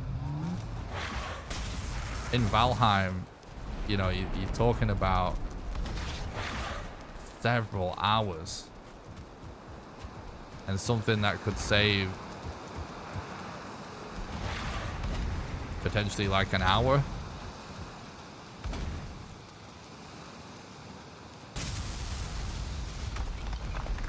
On a several hour long run.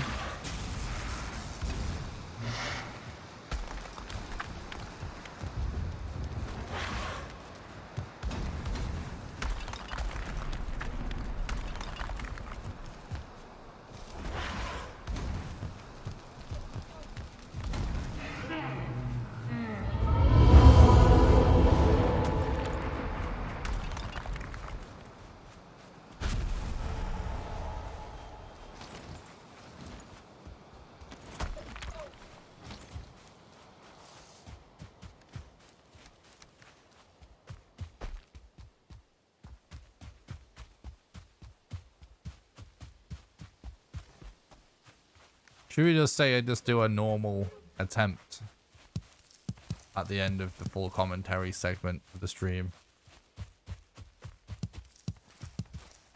For now, we'll just play normally and until I get to a point of the run that we haven't yet explained. Unless I think of something unique.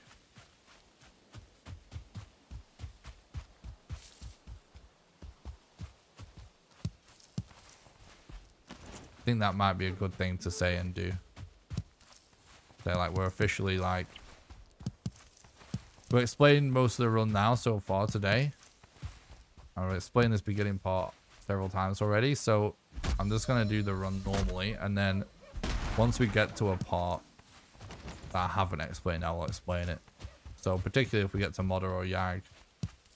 And if I think of any random little strat that comes up I haven't explained, I'll bring it up. What do you say, chat? I think that's... It's actually really hard to keep up the constant commentary. I mean, I did it for 3 hours straight. That's pretty good. I'm not sure. I would have kept doing it Or if we could get one straight run with it.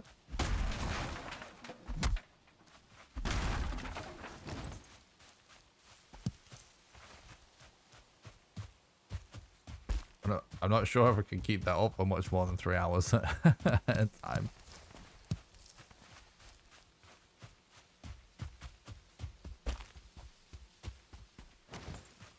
But today's stream was a fun experiment. Just doing a stream that's focused on commentary. Hope you guys enjoyed it.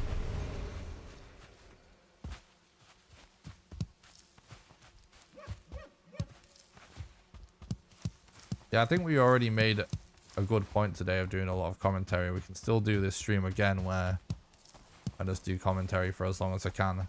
Great detail. Again. Do it, relax for a bit.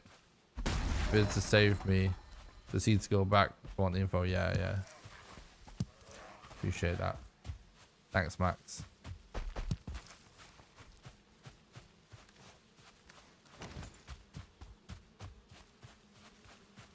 Ooh. Ooh, it's getting worse. I think it's my PC overheating. Yeah, I'm ending the stream after this run. I think my PC needs to cool down. Remember me saying about them stutters? I think that is what it is. It's just too hot. I'll end the stream after this run, but could be a 4-hour run, you never know. Could be a world record.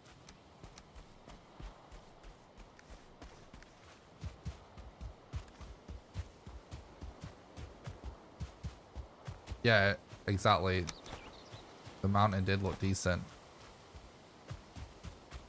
Going too fast, the PC can't keep up. Oh my god, I thought it might have been my mouse, but it is definitely the PC. Holy shit, that's scary. It's not that hot. It doesn't even feel hot, to be honest. But it must be. I mean, it's been a hot day. And it does feel warm in this room.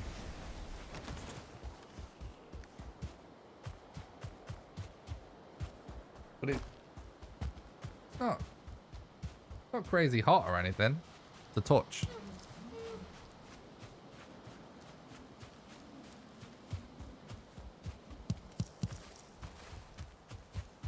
What's my favorite part of the run? Meadows is actually my favorite because you're getting so much information. Like, the reason that Meadows is my favorite is because you gather so many of the mats for the whole run in the Meadows. And I also like the whole resetting for early modern meta. I think that's actually becoming one of the more interesting parts of the run as well.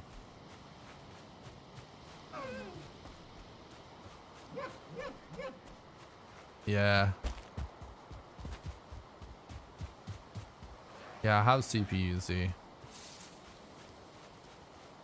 Don't want to run it though.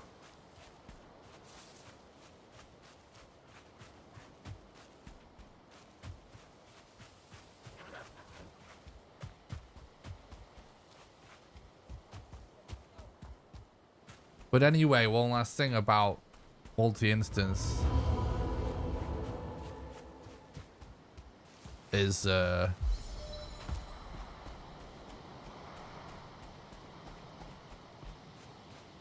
PC specs aren't posted anywhere anymore. I don't think I deleted them.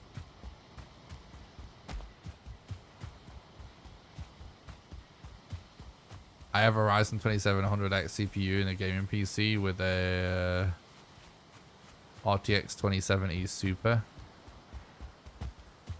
And I have a stream PC with some old Intel CPU, I can't remember which one, and 1660 for streaming.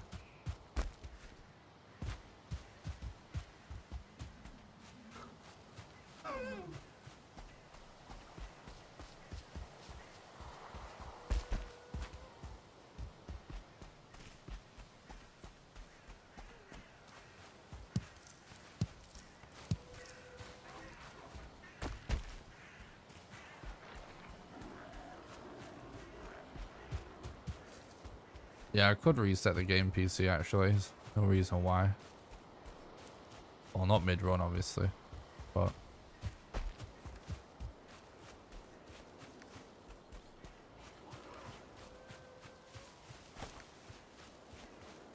thing is though, chat, it happens every summer. And my PC never ever does this ever. And literally happens every summer, so I think it is just the heat one way or another.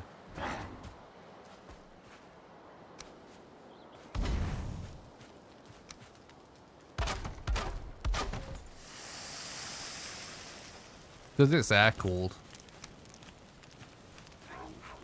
Like, air cooled is still great, but the only problem with air cooling is the summer. This game is dumb. There we go.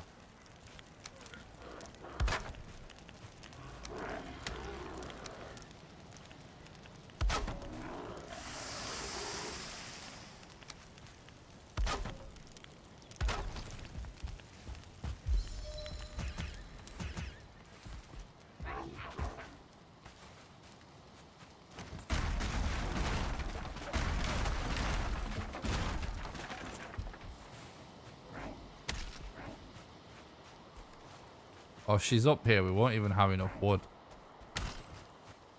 Probably actually gather a bit more wood.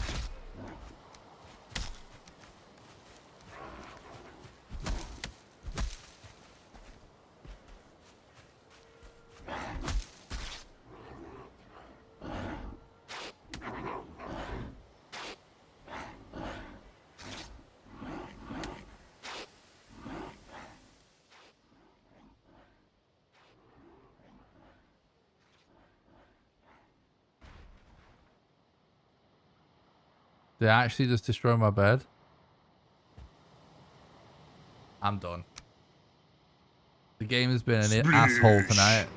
I tried to do something special for chat with commentary, and I think we actually did do it successfully, but oh boy, has the game been an asshole tonight with RNG and mobs. Literally none of this shit ever happens normally. But anyway, my PC's shit in the bed, so I'm gonna get an early night. I hope you enjoyed today's stream. Don't forget to smash the like.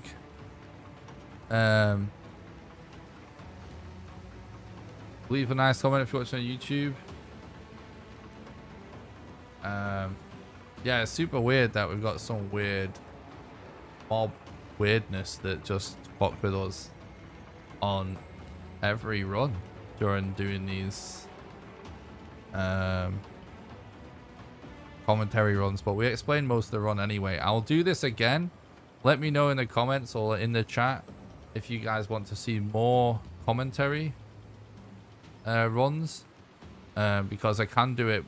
We can continue to do these commentary runs until we've managed to fully explain everything. You know, maybe not every week, but we can come back to do them every now and then to give people more information. Tonight is the last stream for a few days. I'll be live again with more Valheim speedruns, some world record attempts, and maybe even very soon. So I'll tell you a few things I have planned.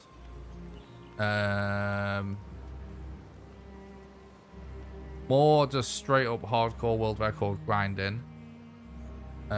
We can do more commentary streams. I might do a stream where we test out multi-instance to actually show you guys what I'm testing out with multi-instance. So we might do a speedrun stream where we just do this multi-instance tech. And something I was considering doing, chat, is, you know what is an option with me making the case for multi-instances? I could start grinding for record, just doing it how I think it should be done, using multi-instance. And if we get record doing it, then I just have the run to show like other moderators and stuff and be like, look, like this is how it works. You know what I mean? And we can just like, we can just do it and then just get clearance on it after the fact. That's also an option. So I was thinking we could do some streams with multi-instance for record, and we could do some streams without multi-instance for record. Then we can do some more commentary streams. Then I'm also planning on doing some 0 reset streams. So no resets. We'll just try and play seeds out, and that'll be a one-off thing because it's going to be crazy. But that's all the Valheim Speedrun streams I have planned that you can expect to come in the next few days, along with some speedrun marathon practicing for some other categories and other games like Trials of Midgard, Resident Evil, Elden Ring. I have some ideas for optimizations for set seed as well. I was thinking about trying actually just rushing Eikthyr, Elder, Bone Mass, and Modder. No, Eikthyr, Elder, Yag, Modder, because we can do all of those just with wood and stones, and then actually backtrack to Bone Mass. I was thinking about that. It could actually be time save because we should be able to get club mats faster in the plains. I was thinking about testing that approach to set seed to still see if we can get this time down for that. So I'm now going to be making videos for a few days, but the next 3 days I'm going to be dedicated to making videos. So either a video will come out over the next 3 days and then we get back to streaming, or I will just do work on a video for the next few days and it won't come out. So if I get a video done on like day 1 or 2, I'll just go straight back to streaming the following day. If it takes me 3 days, then it will come out, you know, on the 3rd day or whatever, and I'll come back to streaming after that. If it's gonna take more than 3 days, after 3 days we'll come back to streaming again, and I'll just work on it again like a week from now. So yeah, for anyone that doesn't know, you can go to my YouTube channel and check out my channel update video that I made where I explain my new approach to content. I'm going to be bringing you guys more content than ever with more live streams and more videos, and how I'm doing that is I'm dedicating 7 days of my time in a row to stream content, which includes posting videos for PBs and speedruns that happen during the stream, and some speedrun testing and stuff. So basically like 7 days dedicated to the speedrun streams, and then 3 days dedicated to making a video, and then back to 7 days dedicated to streams. So that's my approach right now. So we just got done the 7 days of streaming content. We did 3 days back to back of world record grinding, 1 day of posting 100% world record and editing that video together, then 1 day of world record grinds again, and then 1 day of strat testing, and then 1 day of these commentary streams. So that's 7.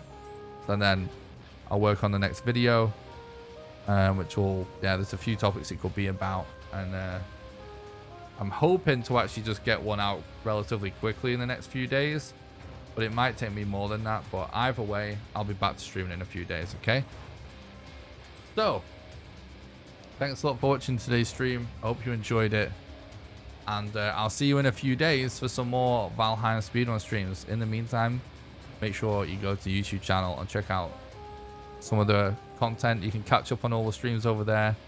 You can watch some of my videos. I highly recommend checking it out. Thanks a lot for watching, guys, and yeah, I'll see you guys in a few days for some more Valheim speedrun streams. All right, guys, have a good one. Bye.